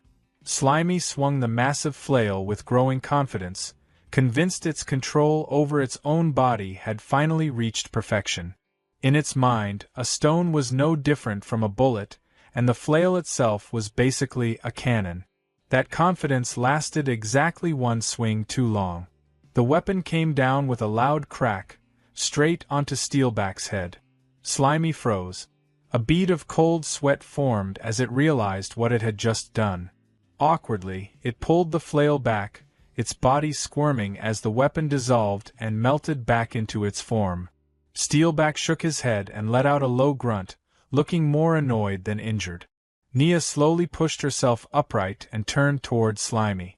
Relief flooded her face as she thanked it for saving them. She gently lifted Slimy into her hands and held it close. Tears welled up in her eyes as she spoke softly, saying it felt strangely familiar. Like, deep down, she already knew exactly who it was. The slime went completely still, its round body stiffening in pure shock. Inside its head, it instantly rejected the idea. That couldn't be true. It was just a slime. Nothing more, nothing special. Nia didn't see it that way at all. Tears poured down her face as she hugged the slime tightly and pressed it to her cheek. Between sobs, she insisted she knew the truth. To her, this wasn't just a slime. It was Captain Hawk, reborn and returned at the exact moment she needed saving. Behind her, Steelback stood frozen, staring at the scene in disbelief. The boar let out a quiet, breathy huff, clearly struggling to wrap his head around what he was witnessing. From the nearby shadows, a pair of bird-like legs slowly emerged. A moment later, the wounded owl creature dragged itself out from behind a fallen log. Even in its battered state, it let out a sharp, furious screech. Nia stiffened, still clutching the slime, and quickly looked back at Steelback. She asked if he could still fight after receiving her magic. He answered immediately, making it clear he was ready. The slime didn't hesitate. Its body softened and spread, thin tendrils flowing across the ground as it activated its search skill. The owl creature dove down, pecking wildly at the slime's tendrils and tearing into the sensory net. But before it could do real damage, the slime suddenly reformed behind it. A solid club slammed straight into the owl's rear. The owl shrieked in pain and fury, twisting around and lunging at the slime in retaliation. That was when Steelback charged. Perfectly seizing the opening, the boar drove his tusks into the owl's side with brutal force. He didn't slow down. The momentum carried him straight through, his tusks piercing clean through the owl creature's body. At the same time, the slime swung its club with everything it had. The name of the attack rang out clearly: plasmatic cannon. The impact was violent. The club, hurled by the force of the blast, shot past the remains and buried itself deep into a nearby tree. The slime's arm trembled as it reached out and tried to pull the weapon free. As it struggled, a single thought crossed its mind: it had definitely used way too much force this time. Nia stood quietly, watching as the slime finally pulled its weapon free from the tree. As the moment lingered, her thoughts drifted back to Myo, the worry she had carried bubbling up again. She crouched down, studying the slime more closely. Then it clicked. This was the same tiny creature she had met by the campfire earlier that night. The more she thought about it, the more certain she became. It was also the same presence she had sensed earlier through Myo's reconnaissance. Slowly, Nia reached out and lifted the slime gently. Half joking, half serious, she asked if it had been following her all this time out of some special fondness. Cradled in her hands, the slime stiffened in surprise. A single thought flashed through its mind: could this finally be it? A golden magic circle appeared on the ground beneath them, glowing softly, the words, "Pet Pact," shimmering within it. Nia looked directly at the slime and asked if it was willing to form a pact with her. Her expression was calm, sincere, and filled with promise. She swore she would take good care of it. Before the slime could answer, a bright yellow system window abruptly appeared, flashing a warning. It stated clearly that if the host entered a servant pact with a human, access to the system would be lost forever. He would have to choose one, either the system or a master, and there would be no second chance. He started weighing it out.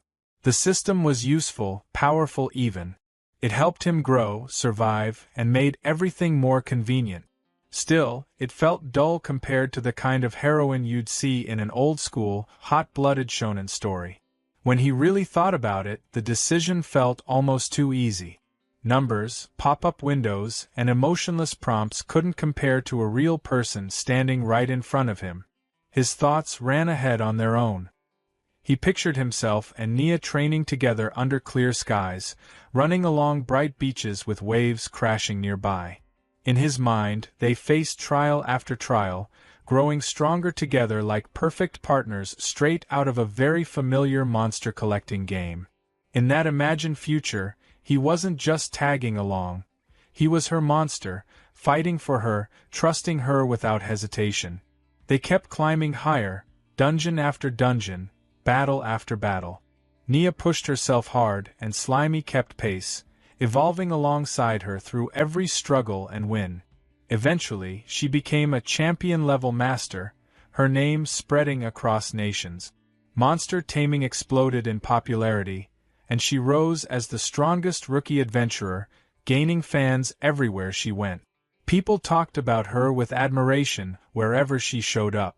In that version of the future, Slimy even imagined merging with her, becoming her most powerful and stylish gear. Something no one else could copy. With his slime-shaping abilities, he continued evolving until he finally turned into a handsome man, able to stand beside her as an equal. Together, they defeated the great demon king, brought an end to the age of darkness, and restored peace. After that, they got married, settled down, had tons of kids, and lived a quiet life with Steelback always nearby. To Slimy, stories built around systems already felt worn out. If he really had to choose, picking a beautiful girl as his master felt like the obvious answer. In fact, he'd already mapped out hundreds of episodes in his head, dramatic arcs, emotional reunions, and legendary final battles included. He was ready. He decided to choose Nia over the system. Just as he was about to accept the contract, everything went wrong. Nia was killed in an instant. Her body collapsed beside him, her arms still wrapped around Slimy. For a brief moment, nothing made sense. His thoughts broke apart all at once, and little Steelback stood beside him, unable. The one responsible was the corpse of Myo.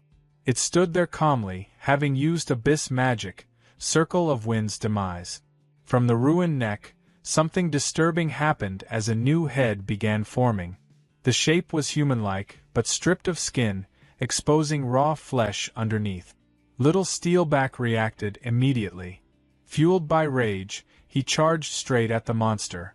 Slimy shouted for him to stop, pleading with him not to rush in. He still couldn't understand how the head Steelback had destroyed earlier was already growing back like nothing had happened.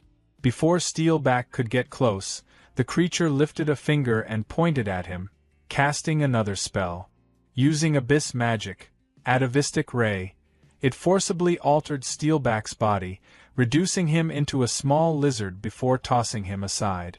The terrified lizard scrambled away into the forest. Slimy stayed where he was. This thing was no longer just an owl.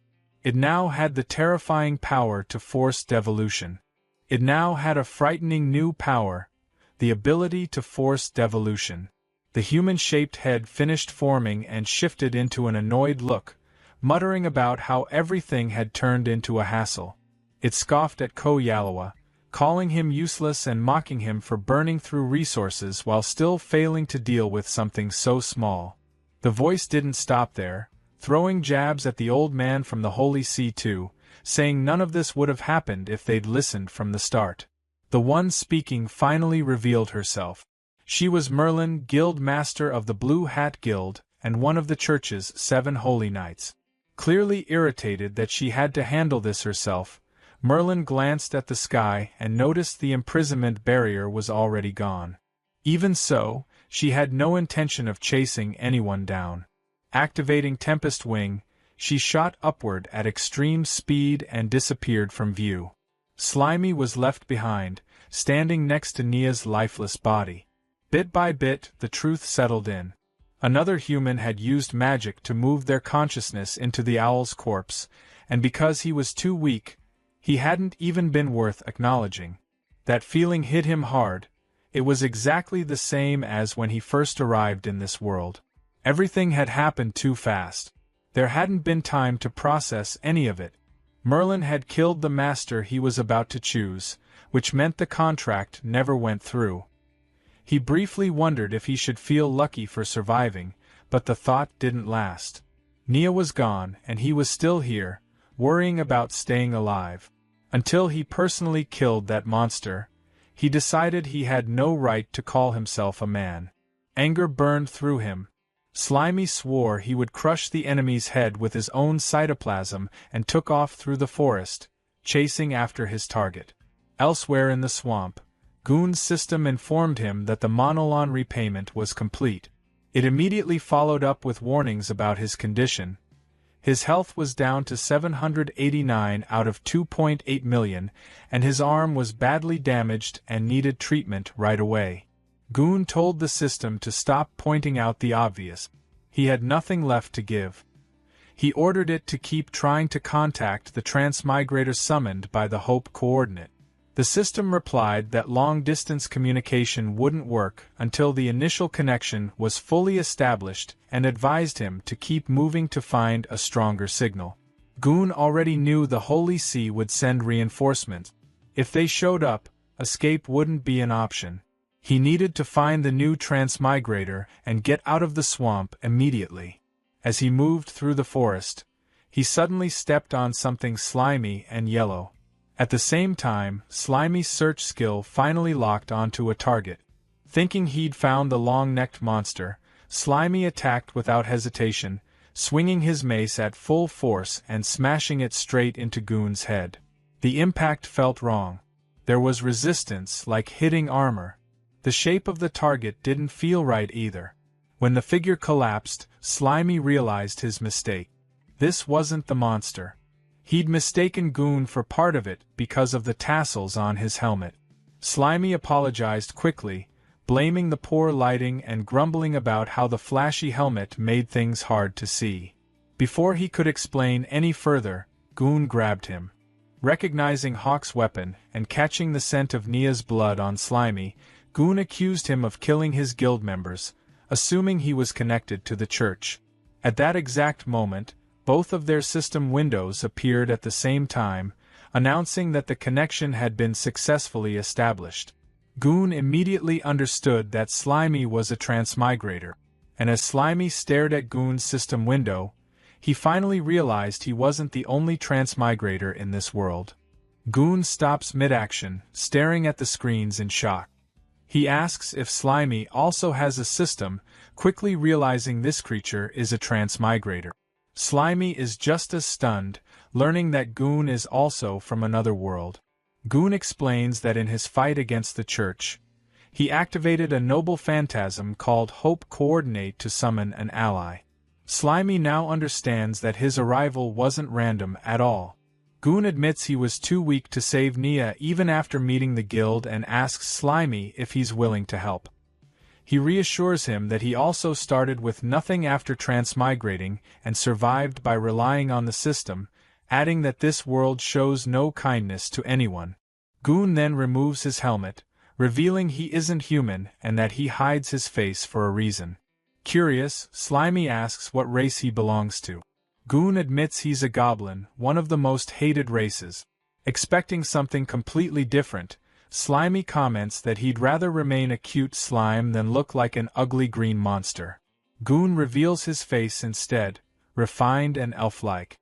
He casually mentions that his appearance causes problems, just not the kind Slimy imagined. Slimy complains it's unfair for a goblin to look that good, but Goon brushes it off, pointing out that humans would chase him anywhere, while a slime's small body is perfect for moving unnoticed. As Slimy keeps grumbling about appearances, Goon rises, supporting his injured arm. He mentions that he founded the guild to unite different races, then warns that the church has sent a ruthless knight named Merlin, the guild master of the Blue Hat Guild. When Slimy asks what they should do next, Goon reaches out his hand. A system interface appears as he prepares to transfer all his magic and combat abilities. The system confirms the link, and Slimy excitedly asks if this will instantly make him overwhelmingly powerful. Goon explains that he walked straight into a trap set by the Pope, with the old man from the Holy See pulling the strings, and has already exhausted his strength.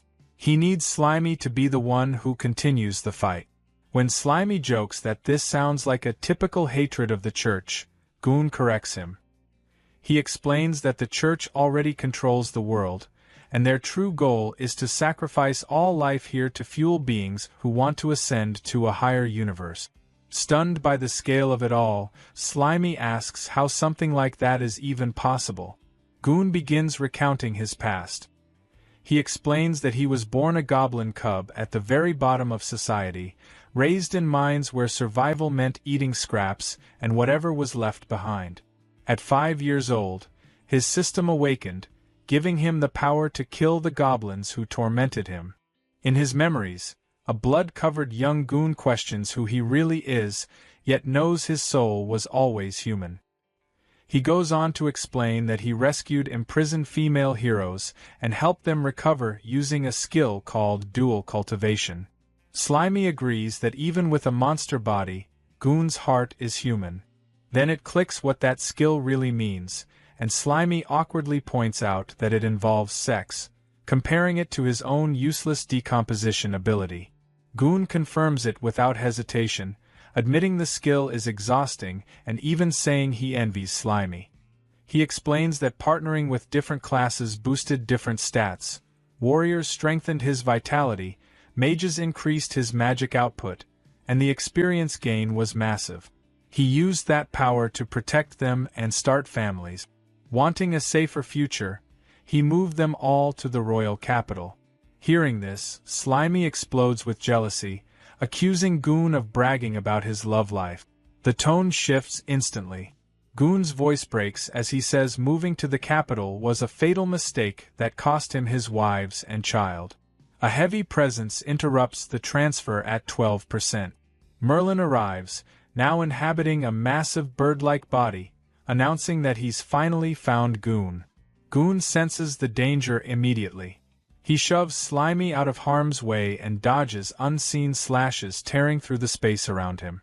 Merlin follows up by casting Abyss Magic, Circle of Wind's demise, forming a giant tornado that rips through the forest. When the destruction settles, Merlin stands calmly in the center of a crater. He taunts Goon, openly stating he knows he's a goblin and wants to capture him for experiment. Ignoring orders to kill him, Merlin mockingly brings up Yahello, asking how Goon managed to defeat an undying monster. Goon pulls himself from the wreckage as his system warns that his armor is destroyed and suggests retreat. He shuts the warning down. Merlin notices him speaking to an unseen interface and jokes about claiming the system for himself once he steals Goon's body. Bleeding, Goon realizes Merlin is a devil and that the undying monster was the result of twisted experiments. Merlin scoffs, saying human lives mean nothing. Suddenly, slime-coated rocks fly toward him. Merlin catches them without effort, barely glancing over. Slimy trembles in the distance as Merlin looks at him with mild pity and uses a gaze that locks Slimy in place, making him feel examined inside and out. Merlin then notices something off. Realizing he was fooled by a decoy, he spots Goon retreating in size, wondering where he thinks he can escape. That's when Goon drops from above, launching a counterattack with physical arts, Weak Point Break. Merlin responds instantly, casting Geometric Inferno and trapping Goon inside a massive cube of fire.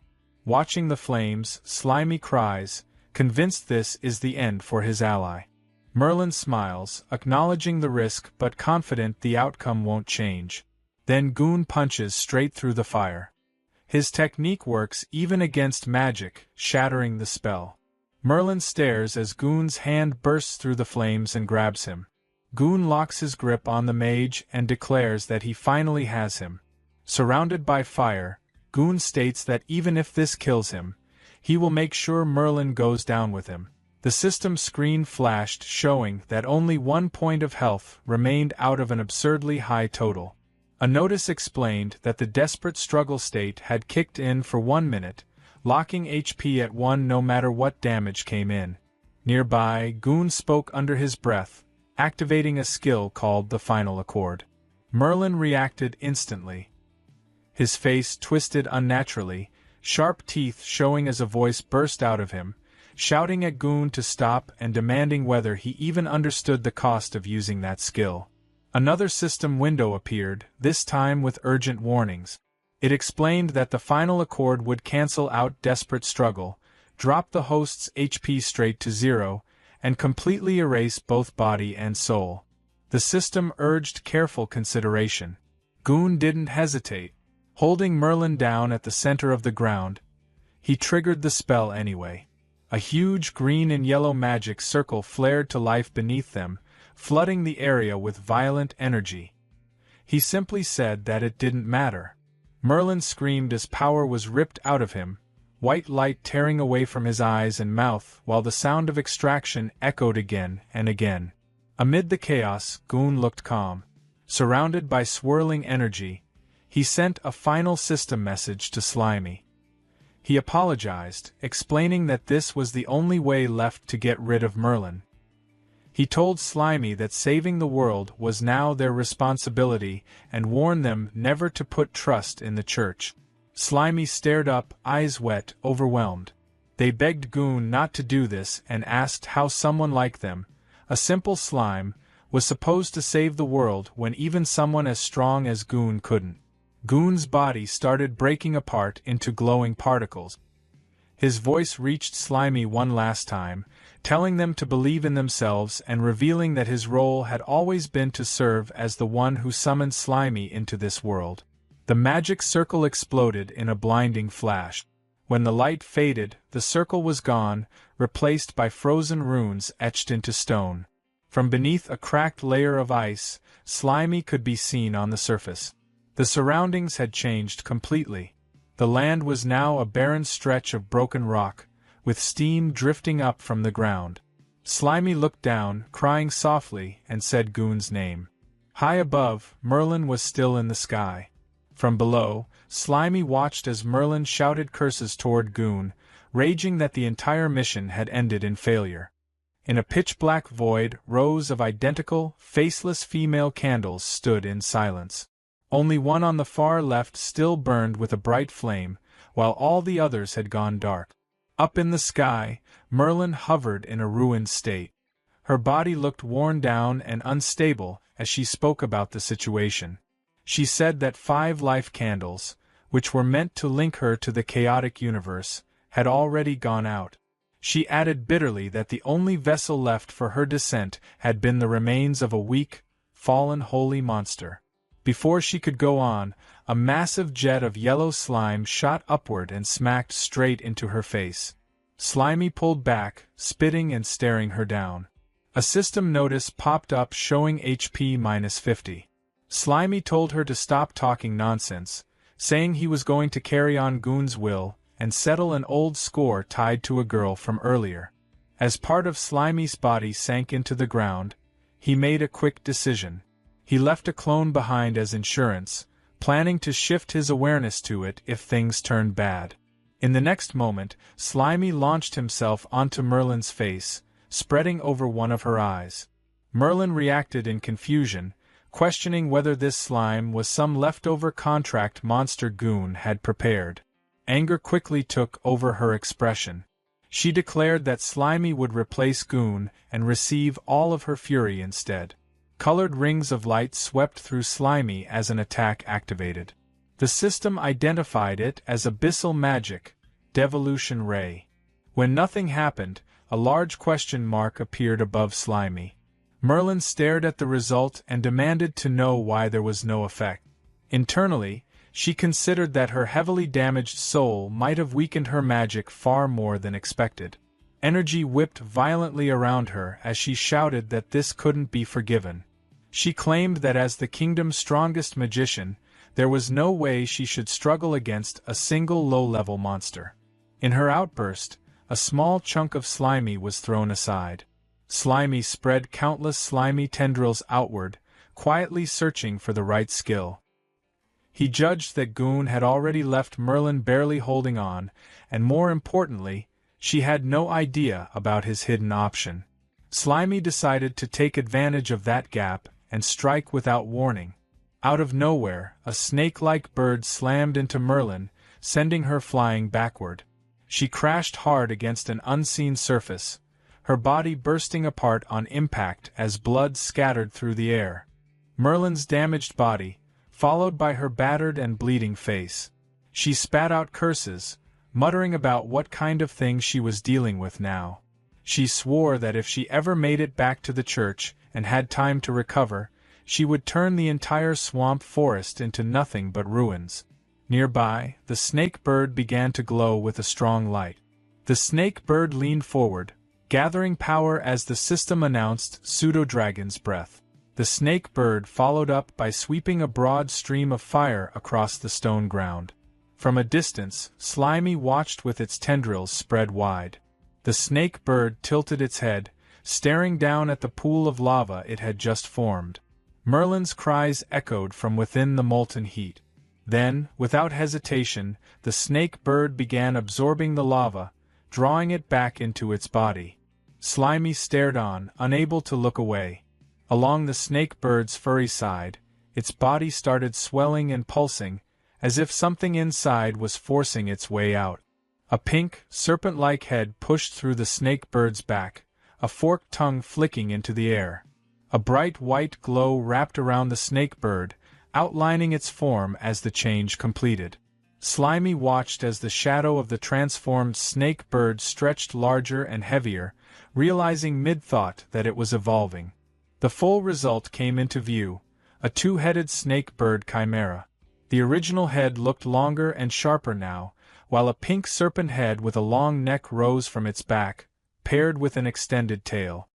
With a powerful beat of its wings, the newly evolved snake bird lifted off, flying high into the sky and leaving the lava field and Slimy behind.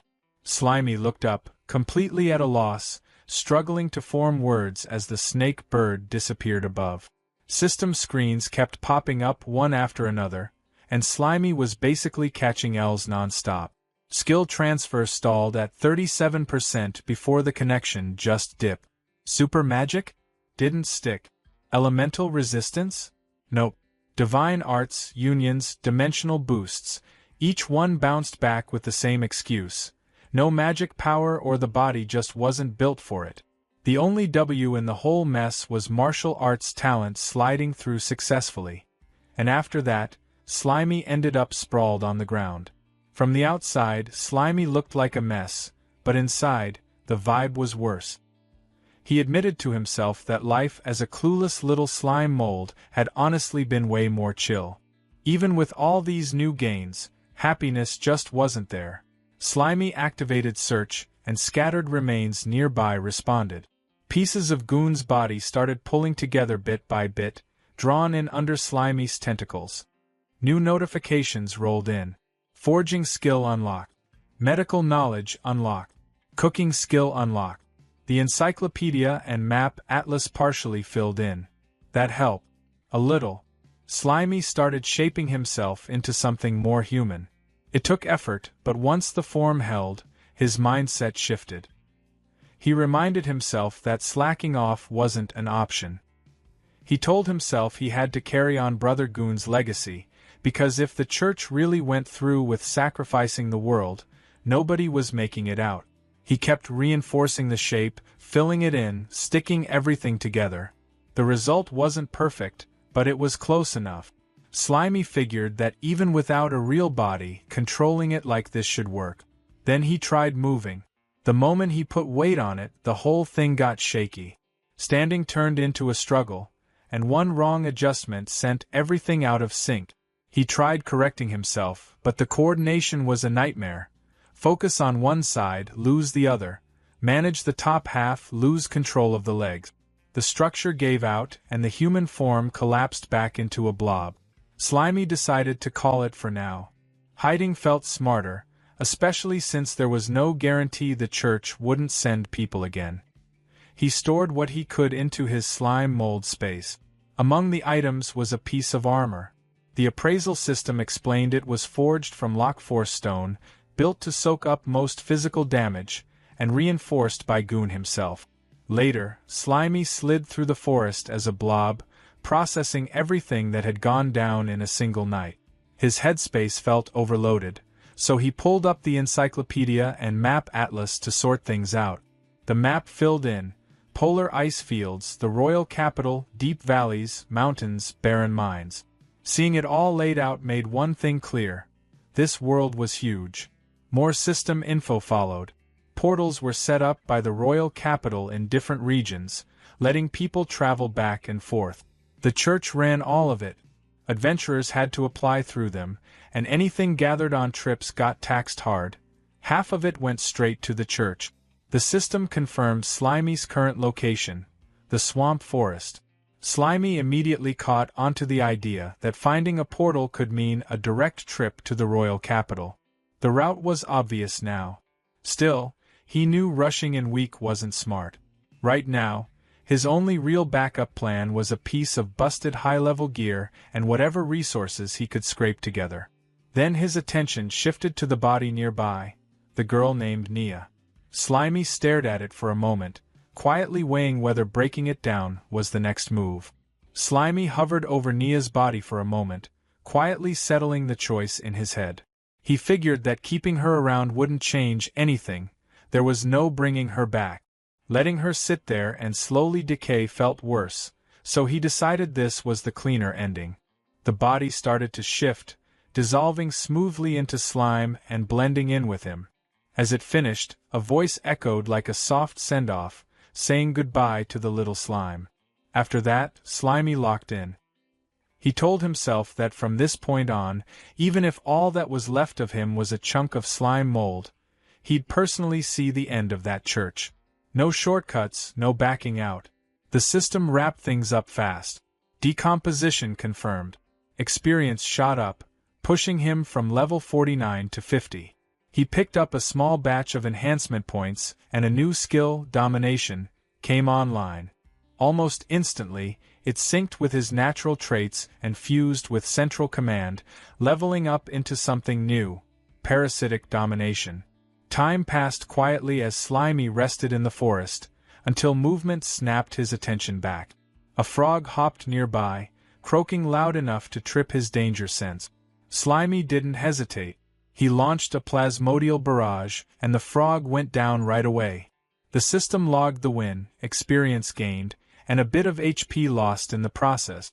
Standing over the frog, Slimy casually apologized, saying he needed a test subject for the new skill. No hard feelings. The system broke the ability down in detail. Parasitism meant sending slime clusters into the target's body and overriding its neural network.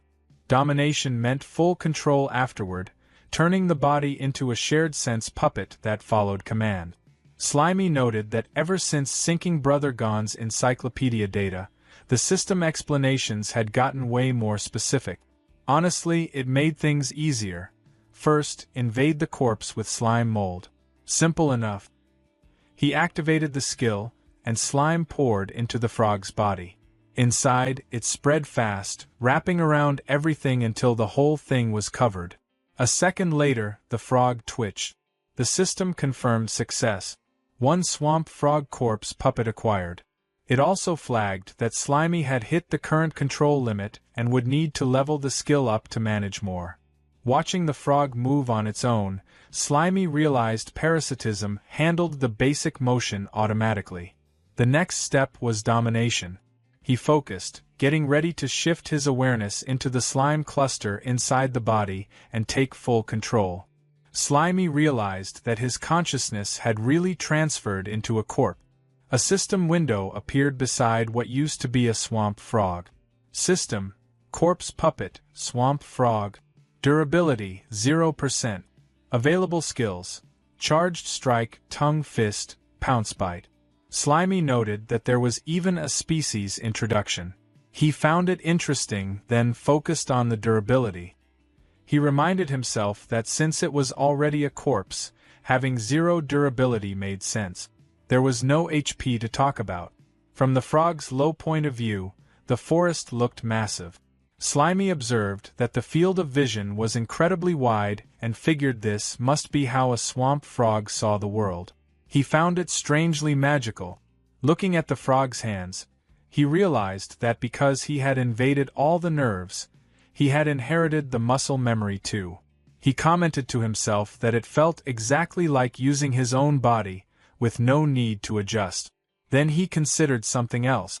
He realized that after turning a body into a puppet, his main slime body would switch into automatic mode. He admitted that sounded a little risky. Thinking about actual combat, Slimy told himself he would need to stay hidden first, then make a move. A moment later, he dropped the serious thoughts. For now, he decided he just wanted to try driving this new body. The frog's tongue shot out. System, tongue fist. The frog started hopping around, croaking repeatedly. Slimy found it incredibly entertaining. He noted that it was fun and decided to explore somewhere else. The frog moved through the forest and spotted a snail. It called out for the little snail not to run and immediately lunged forward. Right after that, the system began to glitch. Signal weak, disconnected. Back in his slime body, Slimy estimated the distance to be about 30 meters. He realized that when controlling a parasitic puppet, he couldn't move too far away from the main body. The frog continued croaking and attacking with its tongue even without his direct control. From his slime body, Slimy finally understood what was happening. He concluded that it wasn't coming back to life. He worked out that the main body functioned like a signal transmission station. When he actively controlled the puppet and moved too far away, the connection would drop because the signal became weak. On the other hand, when the puppet stayed close to the main body, the parasitic corpse would enter automatic mode and act based on its instincts from when it was alive. The frog lashed out again and missed. Watching this, Slimy commented that the automatic mode did not seem very smart.